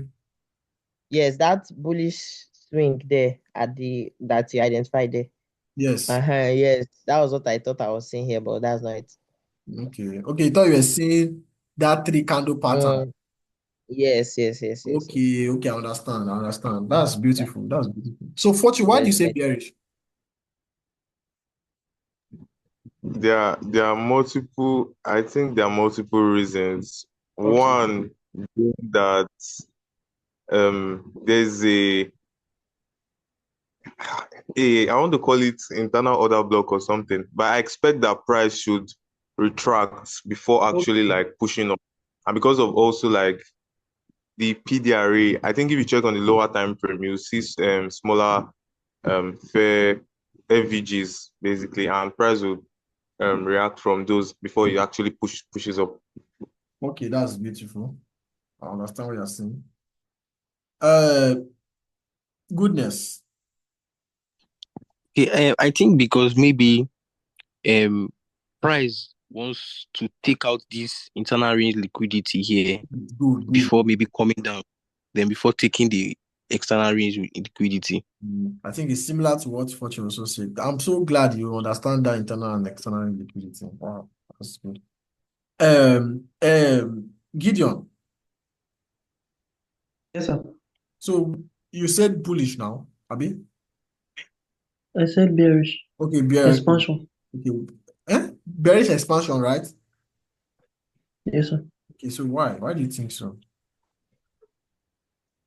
And because since we are on a daily time frame and it has taken a liquidity, the liquidity in between Liquidity. it Where? yes, the one in between. Which one? This one here? No, This one? no. Liquid. You Where? know the candle printed Okay, now, this this this daily one here, candle has ba? taken, yes, it has taken the liquidity. The high. Yes, This so it external will liquidity. retrace because the internal range liquidity. Okay. So it will retrace into the fair value gaps, and they are like there should be fair value gaps in between. Okay. In between that, like just like what you So said, right?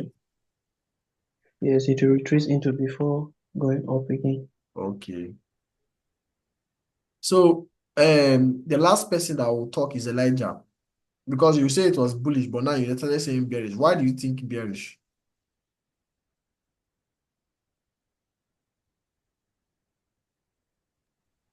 Um, I I think it's going to be bearish because the and I know that the market is definitely going to retrace, yeah, before going up. Okay. Yeah, Okay. but I think I'll go with same reasons that they stated. Okay, I am not seeing anything different, yes, from what, especially what Fortune said. all Yeah, right. I'm not seeing anything different. All right. So I'm going to be controversial. You gave beautiful points because normally price should retrace after going higher. But one very important thing is that although you guys, what the next candle we printed was, I don't know, I think it was bearish also. But if me, I look at this chart personally, I will be Wait, buying. Hmm? Who is that? the place where you just pointed, I never saw that wick over there. Okay, this week here.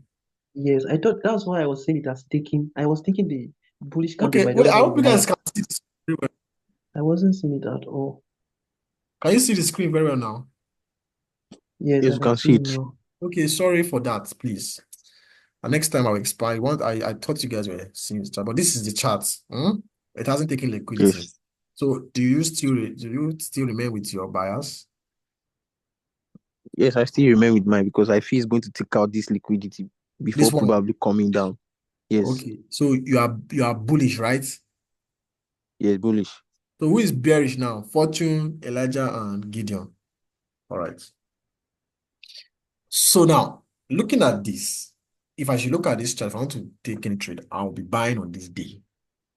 So now, it doesn't mean that because I've always been saying that you don't need to be correct. You just need to make money, not correct. And I also explain something again is about bias. Bias, you can be wrong in your bias and still make money. This day I also trade. This was on Tuesday. I traded. Let me show you guys. It was bearish. But I don't know if I made money. I can't really remember. Let me see. I think I made money on this day. So I will have to close this. Let me close this. Let's look at how. Okay, I didn't trade on this day. Okay, I didn't trade on this. This is not the day I traded. It was this day.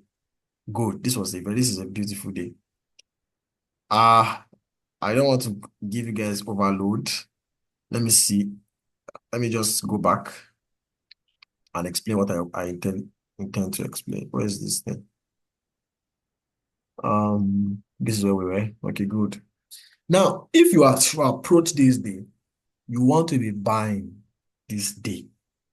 Don't expect, because the reasons you give are wonderful reasons, but you would want to expect external range liquidity to be taken first before you start looking for internal range liquidity. So you want to be buying on this day. But then, this day was what? Bearish. So what happens is that you don't, when you go down to a lower time frame, you will likely not see a reason to buy. So let's try it. Let's go down to a lower time frame on this. This is a Tuesday. Because what I'm saying is that when you are developing as a trader, sometimes you need to sit on your hands. It's not every time you just, okay, because you know that it's going to be bearish, so just go and sell. Imagine you are selling on this day. Probably you may make profit here, but it's not consistent. You can see how small the candle came down. It did not, probably maybe expecting market to range into this fair value gap. Maybe your stop will be here or something here. But you can see how market just came down a little bit and it didn't even move. And then meanwhile, you are trying to trade this day. So the whole understanding is that there are times that you should sit on your hands and not trade. Just because you know the bias does not mean you must trade. So let's see. On the 15-minute, let's see, 15-minute time frame. Let me cancel. Let's go back. This is what? Tuesday. So let's go to 15 minutes. What is the day now? Tuesday. So you can see how to, let me open this thing. Let me take out all these executions.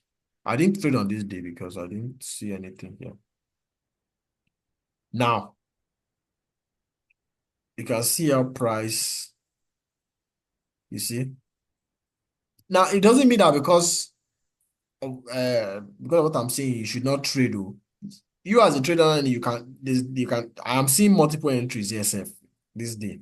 I don't know why I didn't take any trade here. I don't know, I can't remember why. But this is the Tuesday. You can see, let me take this out. It is a 15-minute inversion fair value gap. Just take it out so it doesn't confuse us. But this is a Tuesday. You can see how market did not move that much, although you can take scalps. See how market ran liquidity and they run higher. So you can be buying this day. But normally you are selling now. You said you want to sell, Abi.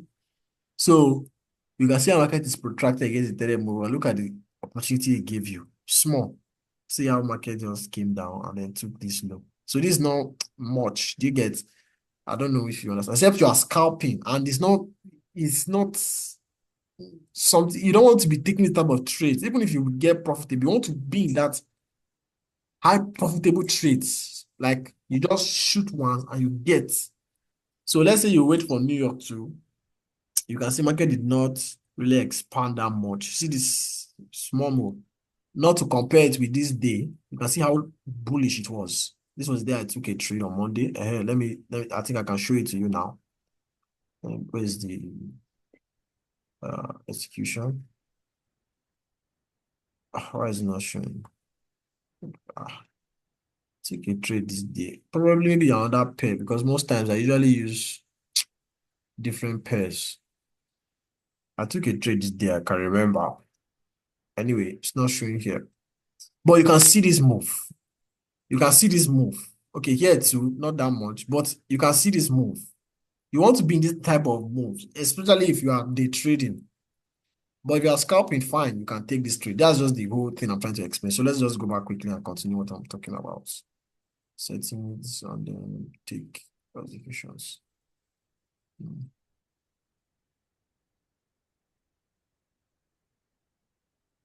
I'm sure you guys have already seen what has been printed. Now you've seen this. When I'm going to ask this question again, Fortune, where is market going to go the next day when you see this? Because there is no necessary. Okay, let's see. I wish I could go down to a smaller time frame with this picture. But tell me, what would the next candle be? Where is it going to expand towards?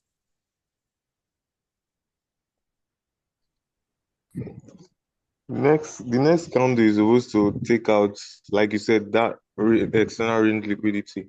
Because you Good. said that market moves from external to So internal, right? yeah. So this is So internal. market is supposed to put out the external before it moves down to meet the internal, then probably hit the next external. Good. Beautiful. Elijah,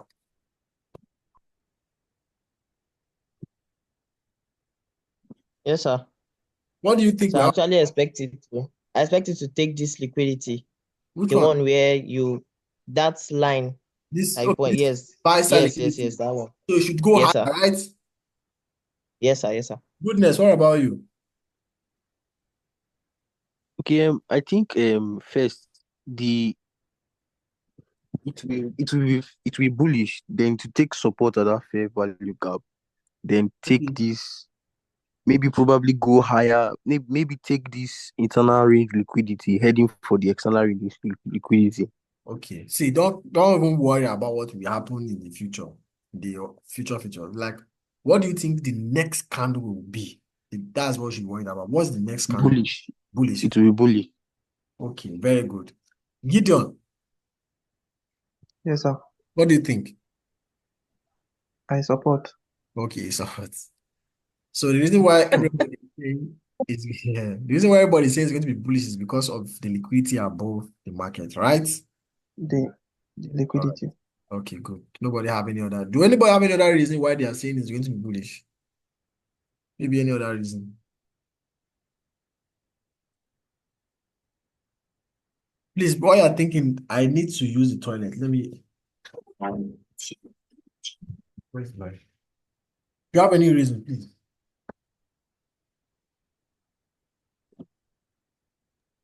I think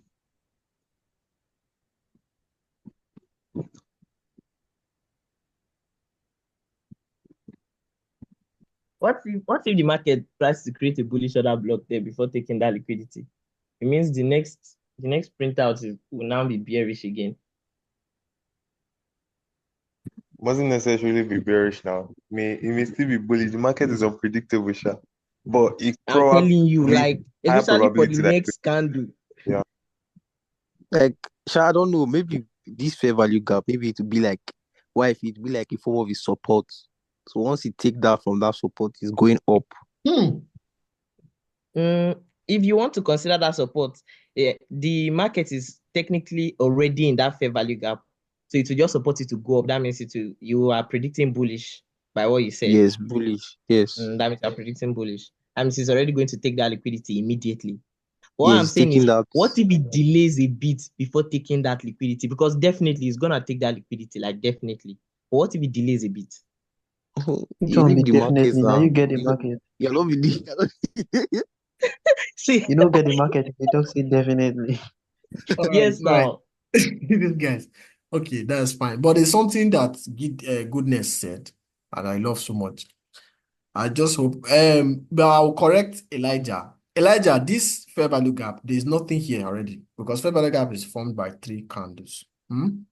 So I know you are seeing this candle here, but it's not necessarily on the fair value gap. This candle is what is creating a fair value gap. Abi? So Yes, yes, Goodness. yes. Yeah, very good. So Goodness is saying something like, The hmm? See the FVG I'm talking about here. Okay, sure. It's not this one. Elijah. So the one me I was talking about is the one in which this liquidity is in. So it's dragging the market. Okay, this I one don't know here. whether you can see. This No, one. no, no, no, no. This one. No, sir. That you This see that place you wrote BSL. Okay, this one. Yes, What there's a this fair fair value value gap gap? there. Okay, Yes, this one here. yes. That's the one me I was talking about. Okay, what Yes. do you say? What do you think about this one? That one Yes, has been that's taken already. yes, that because of that it will still print bullish. Okay, because of this one, to still go. Okay, there's still space left now. Yes. Yes. Okay, that's what you then. Okay. Goodness, what were you talking about? No, I was The saying zone is this the one under the here, one Abi. under. Yes, that is producing support there for the market Okay. to go bullish. That's what goodness was saying. Goodness was saying that market will come like this. Abi? Yes, something like this. Good.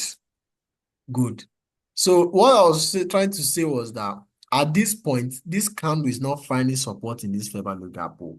This candle is part of the candles that is creating this fair value gap. It is the next candle that will be formed that will tell us if it's actually finding support in this fair value gap or even closing it. Do you understand? So there's no candle finding. I just want to just understand that if candle, because most times we'll see this fair value gap and then this day can be printing and then we'll be calling this a fair value gap. This is not yet a fair value gap until this candle has closed and printed another candle. So 3 candles was printed first before a fair value gap is accepted to be formed. It's just what I'm saying. So continue what goodness said. That's something I was going to point out. Now, when you see something like this is very, very powerful. Now, I would like to go forward by saying that one of the ways you can also increase your anticipatory skill or improve it is doing what we are doing now. Go to your chart in the daily time frame. Use this. I did this one very well. I did it very well. Use this replay button like this. Press it and then clean up the chart. Try and determine where will the market go. Play it. Look at how the market move. The replay button is not free. You say? You say? Replay button is not free. No, it's The free. It replay works on button. daily time frame. It works on daily and weekly, even monthly time frame. It's Okay, only okay, only, but it doesn't work on like small time frame. yes, it doesn't. That's the only disadvantage. If you have the money, actually, I would advise you pay because I paid for that in a lot. Oh. Spend your money getting that premium. That premium will help you so much. So the next now to get a dollar account so that because the cards I have now are not working with I'm not working with dollar payments. So I want to get a dollar. Very soon I'll get a dollar account so that I can. But I don't necessarily use this replay again. What I learn with mostly is with my trades, my forward testing trades. Trades I take live, not necessarily back testing. I don't really back test again. But as a new trader, you want to spend your time back testing. So this one is free, please. Go to your chart on daily time frame. Just do this. Click it. One of the things that the only way you'll be disadvantaged is when you want to go down to a lower time frame and see how you could have entered if you determined the bias. So that's just the only. But if you can buy it, spend that money. It will increase your profitability. And one other thing you can also do, I did that one too a lot. That I don't know if it will still work. They give you 1 month free if you open with a new account. So I opened multiple emails and then think how many emails with different cards so that I can be able to get 30 days free or 1 month free. So that's what I did. So if you can do that too, yeah, it should work. So now looking at this, if you see something like this bar, I can go into the day and wait for price to enter this fair value gap. And then I'll be buying because this candle has already printed. This is Tuesday. So I'll go on Wednesday and I'll be looking for entries inside this fair value gap to buy. Because why? Market is bullish. So I want to be buying this day. So let's see what happened. We'll see that the candle that was printed wasn't really bullish. Okay, it was bullish. It was bullish. Good. You see how price came down into this fair value gap and then expanded. So let's now see what happened inside this fair value gap. Let's go down to a lower time frame. So these are the ways you can combine a lot of confluences to help you refine. This day was this? So don't be too worried about this down candle. This don't be too worried. Just look at this day. This is what? New York. So I told you before, when you don't see volatility in London, expect to see it in where? New York. Why you see why do I have the confidence to see this? Is when the pair you are trading has the Q zones. How will I explain this now? Like London Q zone affects the euro, why New York Q zone affects the dollar. So there are two Q zones that you can use for this pair. But you don't want to be using London Q zone for USD yen because it's not a European pair. It is a dollar pair and an Asian pair. So you want to use Asian range or New York. You don't want to be using London Q zone. Although you can see most in London Q zone, but you don't want to be trading the USD yen in the London Q zone. Except where it depends, but you wouldn't see volatility. Let me even show you all this talk. Let's go to the USD yen JPY. So you will see that although you maybe see this move, but look at this protraction here, New York. You see London, nothing. You don't want to be using something like this, but you see protraction. London is neither going. See, I don't like seeing this type of thing. It's not telling me where market wants to go. Okay, exactly. But you see this protraction, it's waking you up. Okay, market is protracted against the pendulum. Sell. You see, okay, hey, I told you that sometimes you can see this. You see this because when there is a news that will be released in the euro to affect the dollar, and if it affects the dollar, definitely affect the USD yen. So you wouldn't be seeing much moves like that, but you see in the Asian session, see this move, Asian Q zone. But London, there's nothing, it's not that much. See London again. There was quite little move for this day. You see, New York, see London, nothing. Asian, well, to some point, so there was a nice range, but look at New York, huge move. The same thing in New York. So it's just this. Why you are seeing this movie is because it's a continuation from Asian range. That's just to prove the point that you don't want to be trading USD in the London session. This is a market maker sell model here. Market went up to come down. But if you look at this, you see that this is the day we are expecting market to be more bullish. Look at how beautiful market printed. I love this so much. Let me take this line. Let me also take this line so that it doesn't confuse us. This is the fair value gap we drew, right? And we want to be buying Yes. the hair. See, you don't just go and just buy blindly. You want to see price retrace back into this fair value gap, find support, then rally. Let's go back to the daily time frame. You can see it here. This was where we were. So price created a fair value gap, price retraced in and then expanded higher. You can see how price closed it almost became a bearish candle, but price expanded higher. So you're not just bothered about where the market closed. You are bothered about where is market expanding. So your major focus is where is market reaching for? Where is market reaching for? That's what you are looking out for. So going back to the 15-minute time frame, how would you have taken this trade? How would you have confirmed that you will be buying? Sorry, not how you will be taking the trade, because there's some other things you want to combine. So I think, sorry, my laptop is misbehaving. Fortune spoke about it in the group chat in our discussion, which is what we call the Asian range. So this is the Asian range. This is the high. This is the low. Aside that, you can see that Tuesday was a ranging day. Monday it was a ranging day. This is what we call, just like how we have seek and destroy Friday, we have midweek reversal. You can see our market was consolidating Monday, Tuesday, and then Wednesday. Woof. Look how it reversed. This is what we call midweek reversal. So there are different daily profiles. I've not also taught it. That one, this I actually no need to learn it. But if you are interested, I can teach it to you. You just to know when to expect huge moves. You see how I called out USD and I said it will be a seek and destroy Friday. So these are also confluences too, so that you can add. But regardless, you can see that market was consolidating. So now I'll ask somebody very precious who asked me a very precious question the other time. Gideon. Not necessarily Gideon, but I'll ask Gideon first. Gideon, what is this? Is this a reversal or just an expansion? Where? This move, let me just take it out to a higher time frame. Is this wait, I don't want it to be so confusing. The move from here to here, is it just expansion or is it reversal?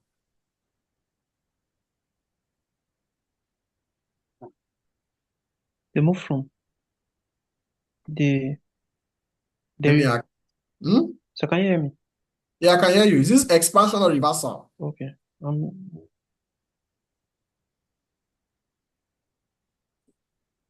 Please, something will happen. Because this topic I'm teaching is very important, this daily bias.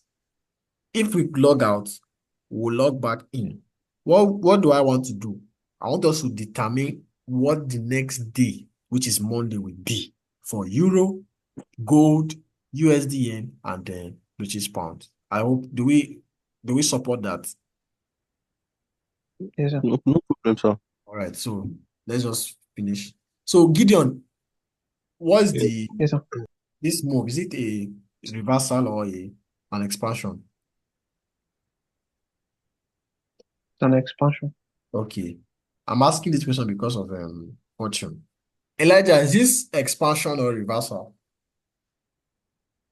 Do you know what? It's an expansion because it didn't take liquidity. Okay, you guys are not seeing this thing well. Are you seeing it well? Or let me just take out this colored nonsense. Yes, sir. Is it an expansion? So it's only. So sure you are referring to only that move there now, the one you highlighted before, that red, only that part. Yes. And that part is an expansion. Okay. Goodness. Sir, Expansion or reversal? I feel it's reversed before expanding because This guy is so, oh God, I'm so proud. it Goodness. took out, sir. Wow, that means you've been watching the videos. Yes, because yes, they are still fresh in my head, sir, but I will still go back again. That means you are getting it, but let me say it here. And it doesn't mean that there's nothing there to know if it's expansion or those are just names. But the reason why we give you those names is to give distinction between what market is doing. There's a difference when you see expansion and reversal. So tell us why it's a reversal. You've shifted the line, sir. It's still the same. Okay, this is it. Let me just leave it where it was. If it was there, Yes, that yes, means it's a reversal because this black candle took out that liquidity, yes. then before rallying up, then coming down again. Yes. So don't worry about this down move. I hope it didn't confuse Elijah and Gideon when I asked the question. I was talking about this move here. No, Okay. Elijah, do you understand? Sir, no, sir, I don't. Sir, which candle? I beg This understand. Sir, you didn't include this black one now. no, this I'm talking about this one is not it's not included. I'm talking about this move here. This move. Okay.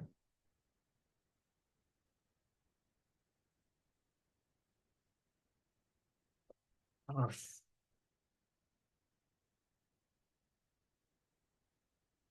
Hey, wait. Can you see my screen? Wow. We're even waiting for you. For me? Yeah, it's like almost everybody was here waiting for you. Wow. Okay, that's good. So can you see my screen? Yes, sir. Okay, hey, so Elijah, why am I not seeing you guys? It's only Fortune that has not come. Okay, supposed to see you now. Okay, here I can see you now. So, Elijah, do you understand what Goodness said? No, sir, no, sir, no, sir. Okay, if you look at this consolidation, price took out liquidity. here before rallying. So this is a reversal. Now, Oh, I didn't see that week. okay, good. I didn't see that week. Thank God you Yeah, I understand. didn't see that week. That's thank God you understand. I Gideon, didn't we took liquidity there. I yes, didn't see I that week. was yes. Now, the reason why I'm pointing this out is because I want you guys to be able to know when reversal will happen, because reversal is one of the most trickiest move in price. Do you understand? You can tell when market will expand. Yes, you can know. But how can you really tell when market is somebody trying to talk? Okay. How can you really tell when market want to reverse? So if you can, there are things you can look out for. Number one, when you know the direction market wants to go. So you can see market wants to reverse, wants to go higher. We already say well, market is going higher. Number two, we want to look for PDRAs, which is fair value gap, order blocks. So there's a fair value gap here. This is a daily time frame fair value gap. So the moment price comes to this low to take this, when price is print like this, let's go down to the 5-minute time frame.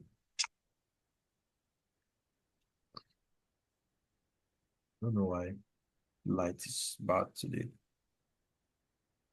5-minute time frame, if you look at it, it's not looking like a range per se. You can see how it is. You see how it's looking. Now, yes, see how market is going down, Gideon, and the goodness and Elijah. If market is going down like this, do you have confidence to sell? Eh? It looks so crowded. Let me just click here. You see, if you see something like this, this is the daily fair value gap. This is liquidity. That displacement is much.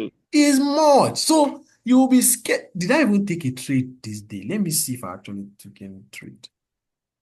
Did I? Let me see. Okay, I didn't take a trade on New York. I think I bought.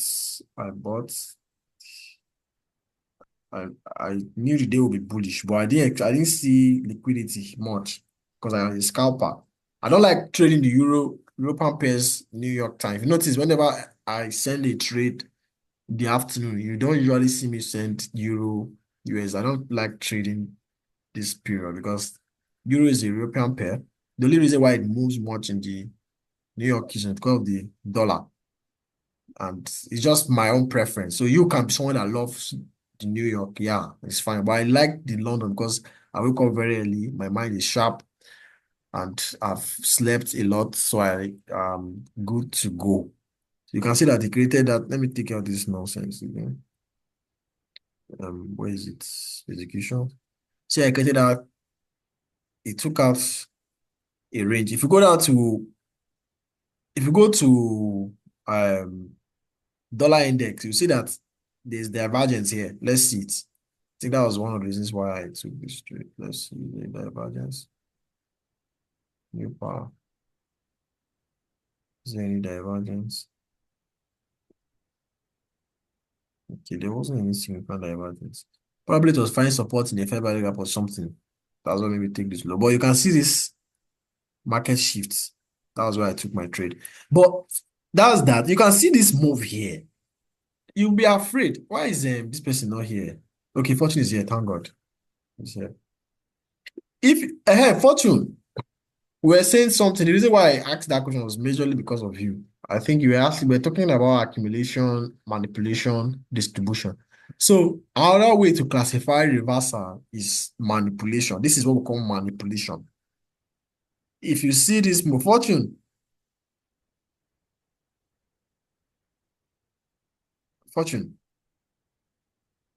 okay. Okay, your battery is almost dead, Gideon. I don't know why there's no light, or even here too, there's no light. yeah, they just took it. I was even Okay. comfortable thinking I would still plug it, but they just Okay, took it. so Fortune has also left. So I think I will end this meeting now. Let's just look at price. We have to end it here. We've actually tried. And I just hope I've been able to pass this message. To anticipate I'm reverse. sorry, sir.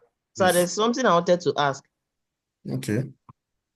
So this kind of displacement that I just showed us, Yes.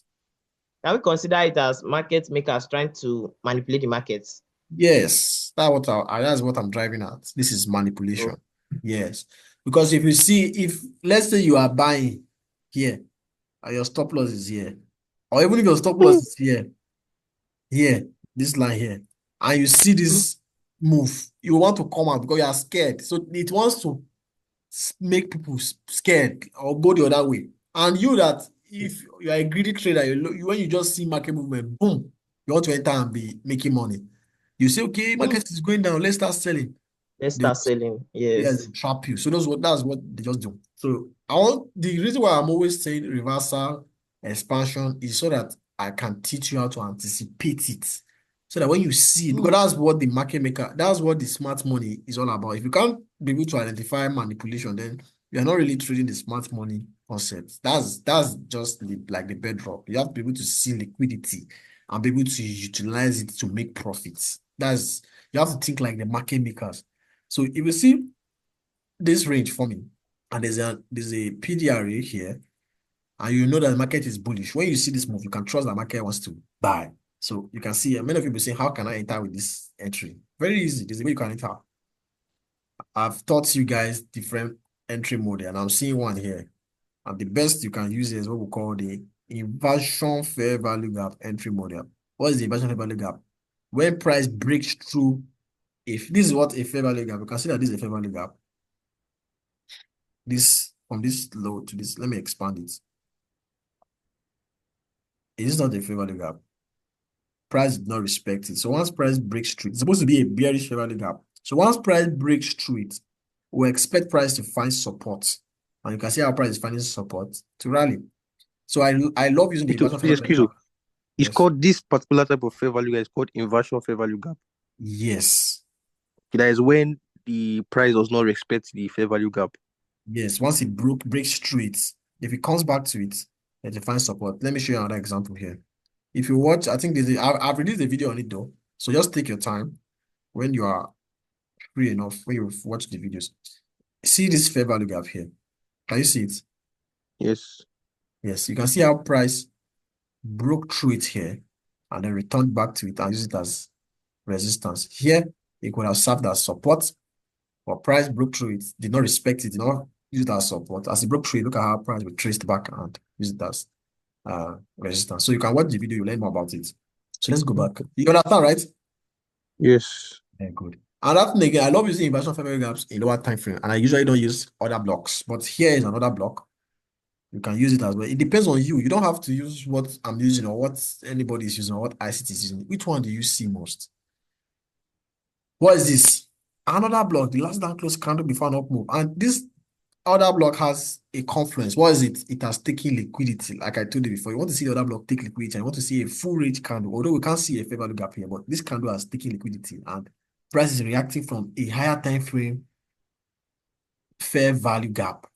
So this other block should hold.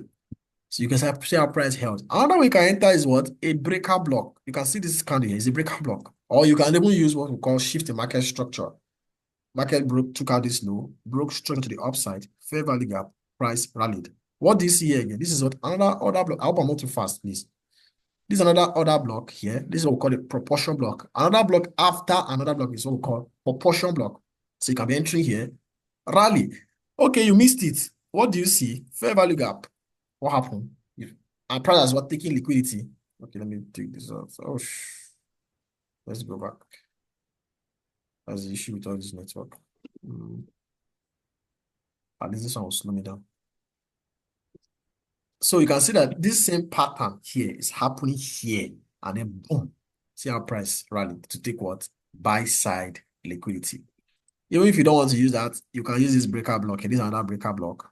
You can see how price used it for support before rally. I know, I don't know if goodness know what a breaker block is, but if you don't know, don't worry. I have released a video already on the Telegram group, but soon I'll be releasing it on my YouTube page. So whichever way you want to find it. So this is a market maker sell model. You can see consolidation, smart money reversal, and then expansion. So now let's go to the chart. Let's see let's try and predict the coming weeks range. So normally what I do, I go to the dollar first. So we'll do it together. Let me see how many people. Okay. Gideon is not here. Fortune is not here again. So this is the last thing we're going to do today. So I'm here. Now this is, you said? Okay, You said Gideon. I'm not here. I'm here. I meant Fortune. Sorry, I meant Fortune. Fortune is not here. So that's fine. So this is the weekly time frame for the dollar. Where do you think the dollar is going? Is the dollar bearish or bullish?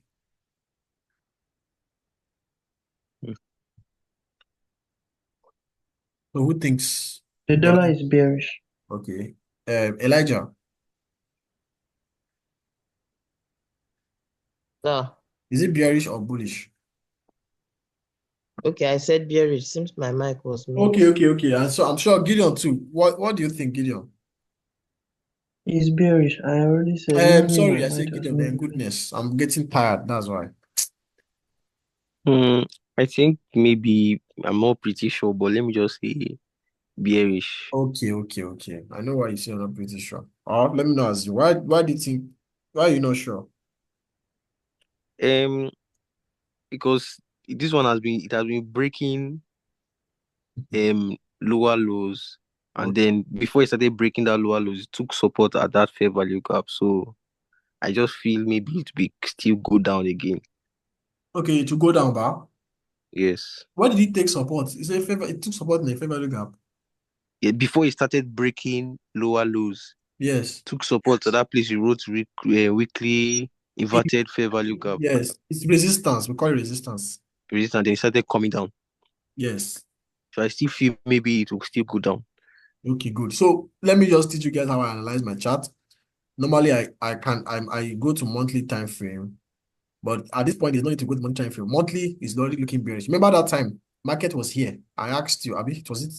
Yeah, this was how market was, and I asked you, what do you think market is? Some of you said, majority of you said bearish. I'm trying to clean this thing.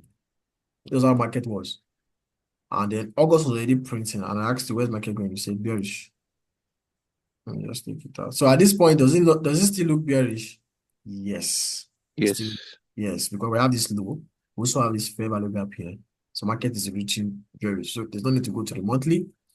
Now, weekly, you want to now tell, is it going to be bearish or bullish? If you can determine if you are going to get a bullish or bearish week, it becomes very easy for you to know how to trade the days of that week.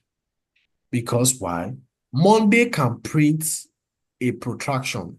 If a day is going to be bearish, Monday can be bullish to protract higher into a premium array or an institutional resistance level to give you a better opportunity to sell above the market open. I hope that's not too much. So, No, it's not much, sir. okay, God, thank God you get it. So now if you look at this, this seems to be like a bearish order block. So I'll outline this here. It's not high probability, but I don't want to see price go above. In fact, if you look at this candle here, the previous weekly high, previous weekly low. I don't want to see this high to be taken. I want to see the low taking. I want to see price take this low. I want to see price expand lower to take what? This relatively follows. Yes. So we are bearish dollar. So you go down to the daily time frame. After expansion, what do you expect? After consolidation, you expect what? Expansion. So I expect Monday to be bearish as well. You can see. I don't want to see Monday. You see, this is where you will now come in with your decision making. You can either wait to see market prints before you either sell or buy, or you could just sell because you know that market is going to be bearish. But the other things want to combine. But you can see that market is consolidating. Market is also consolidating here. So I don't want to see this high taking. Let me just make it red. And this is high taking. Market is already printing. Market has opened already. This is Sunday. So you can see there's really nothing here. So tomorrow morning, I'll be looking forward to take a trade and I'll make a video of myself taking a trade and explain why I take that trade if I see an opportunity to explain other things. So that sometimes you don't want to just call out market and say, okay, today's going to be bullish or today's going to be bearish. There are times you need more price action to tell you where the market is going. So don't be pressured on yourself that you must know if it is bullish or bearish. Sometimes you don't know. You just need to wait. So at this point now, I don't know if tomorrow will be bullish or bearish. But if you put a gun to my head, like ICT usually says, I would say tomorrow is going to be bearish. But I don't have so much confidence in selling with the way market is now. I don't like this. So I want to see market break out of this consolidation. Once it does that, I want to be selling on Tuesday. That is selling dollar and buying foreign currencies on Tuesday and Wednesday to reach out for this low. I hope you understand. So I'm not really, so it's not like Monday will not be will not be bearish. Monday likely will be bearish, but I want to see more confirmations. So you can see that there's really nothing here. I can't really see anything. See this kind of market movement. The 1 hour time frame is looking good. It's looking good.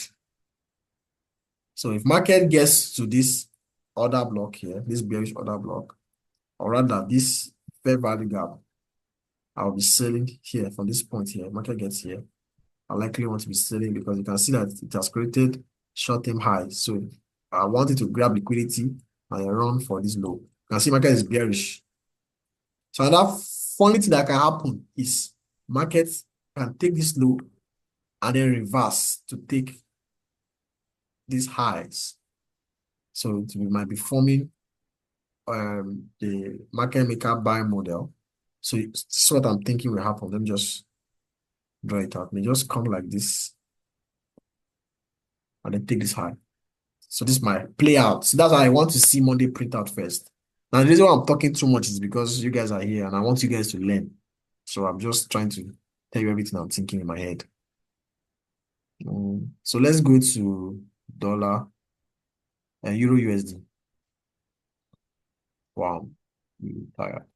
And I'm sure you guys are also tired. So market is already printing. You can see market is reacting from where? This weekly fair value gap, this indecisive candle. So I expect this week to be bullish as well because I'm bearish dollar, so I'm bullish euro. So what do you think the next day will be? I want to see the next day print higher. So I'm bullish on Monday, but I don't want to go in and trade on Monday like that. I want to see Monday expand higher first because you can see how market is still in consolidation. So it's possible that Monday might not even move. You might just still see this type of candle here. Maybe it might still range for quite a while before rallying higher. All right. Let me see the 4 hour. Is anything relevant? Okay, good. We have this 4 hour time, 4 hour order block. I'm expecting to see these candles here, this one here and this one here, to be another block. If price breaks above it, it becomes a bullish order block. So this order block here, like I explained before, I don't want to see price close below the mean threshold. And you can see how it held price. So we are still bullish. But I don't like this. It's not clear. When it's not clear, I usually don't want to enter the market. The same I see something else tomorrow morning, maybe an initial range, maybe price will just create something like this, a range, and then run liquidity. If I see that buy model here, something like this, I might enter to run for this buy side liquidity. So that's what I'm expecting to see. But for now, I'm still bullish, but I'm not confident in buying tomorrow, which is Monday. Then Euro USD quickly. So I'm strongly bullish. Remember, I called out this place in the group chat. I said this is what is this? Let me see. Let me see. Goodness, what is this? The gap between this. Have you watched Fair Value Gap? I don't know if you've watched it. What is this? That is a fair value. That's gap. Okay, don't worry. I think it's liquidity void or something. Okay, yes. Have you watched ICT videos? No, I've not watched any of his videos. The videos are too much. I did not just go there at all. Okay, but you know ICT, right? Yes. Wow. How did you know? Where did you learn liquidity void from? Because I'm wondering. You mentioned it in one of your videos. Okay. That's nice. But have you watched any of ICT videos before? You say you just No, okay. If not, when I saw the videos, like I just opened one of the videos and what you were saying was strange. I left it. The only video I watched is what I wish I told my younger self. Yes, that's the. I advise everybody here to go and watch that video too. It's you need that video is very powerful. I've watched it multiple times. Okay, that's fine. I don't think you've watched the fair value gap, so that we don't waste any more time. But Gideon, tell us what that is.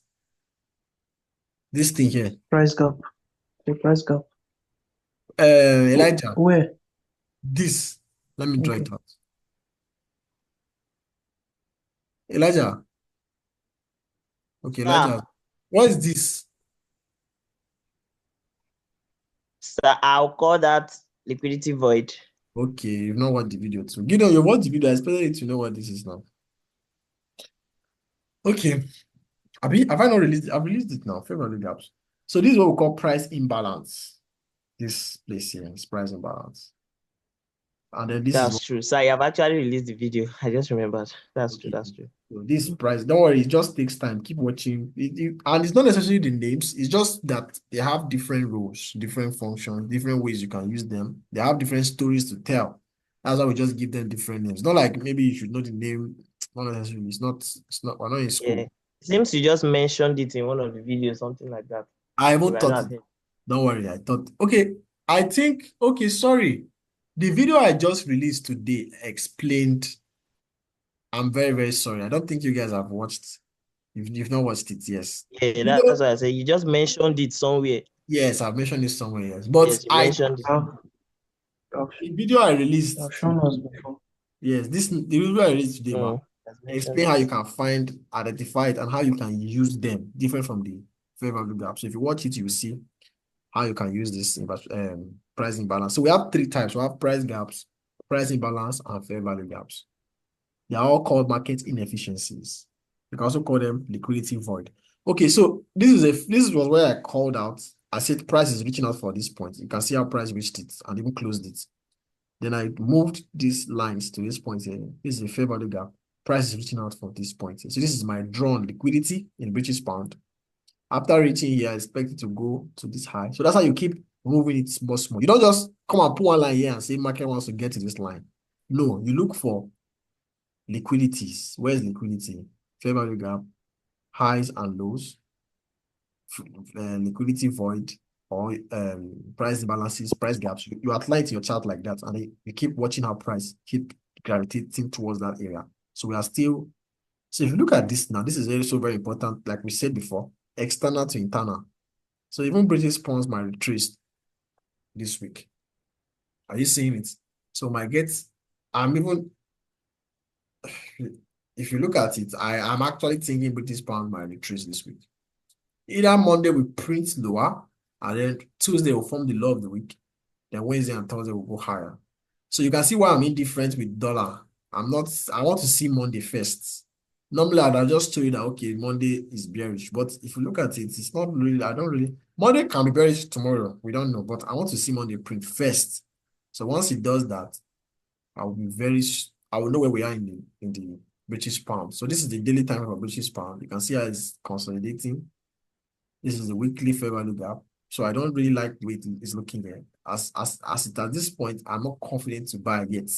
You can see that it has taken buy side liquidity. And then there's sell side liquidity here. Tell me, it has taken external range liquidity. Our market should likely run for internal range liquidity. So who can tell me the internal range liquidity here? Let me ask Gideon. Gideon, tell me, where do you see any internal liquidity from this high to this low?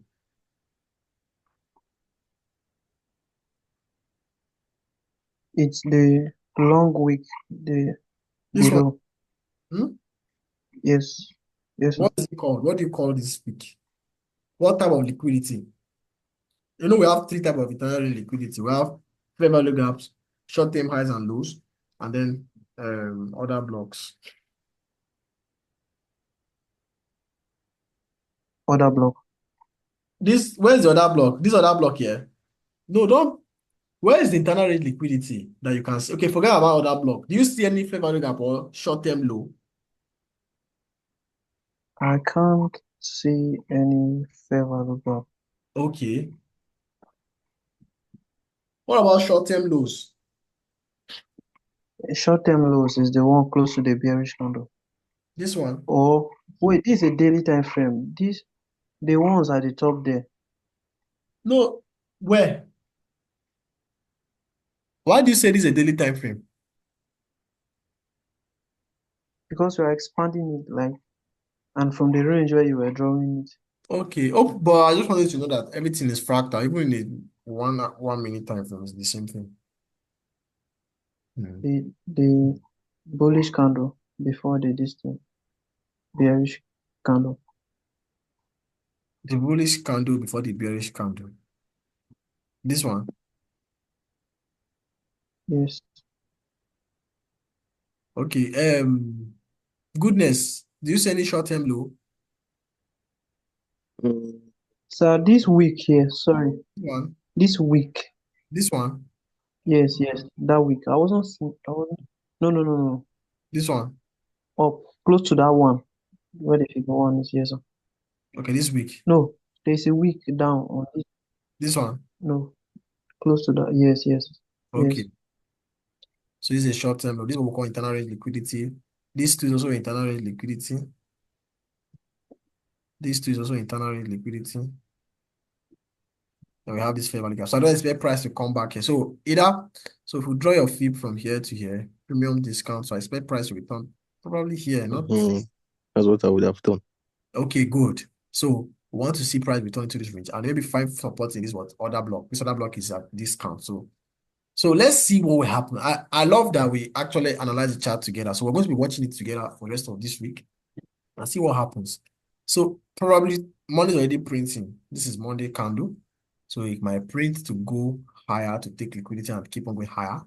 It might happen, or it might trace lower to take this low. So if it does that, I will also want it. I will actually prefer it to go lower to take out this low, so that it gives me an opportunity to aim for this high for a buy. So let's quickly. Okay, I don't think anybody trades USD yen, but with some people trade gold. So let's just look at gold quickly. Then, goodness, which pair do you look at mostly? I've not really started looking at the pair. The place I am on the chart is just that premium and the discounts. Okay, don't worry. Let's just keep moving forward. I think we should end the meeting here already because they are already warning me, and I don't want us to log in back. So this should just be this should be the end. So we'll continue on Wednesday. Wednesday we'll continue this. We'll Okay, try. sir, please, I have one little request. All right. That your Notion, can you please send the template? Okay. Wow. Okay, I'll do that. I'll do that tomorrow. Okay, thank you, sir. No, there's no problem. I'll do that tomorrow. All right. So thank you so much for your time. God bless you all. Next tomorrow we'll meet. Good night, everyone. Yes, I think that we appreciate, sir. Yes. Nice, sir. Good night. Thank you, sir. All right.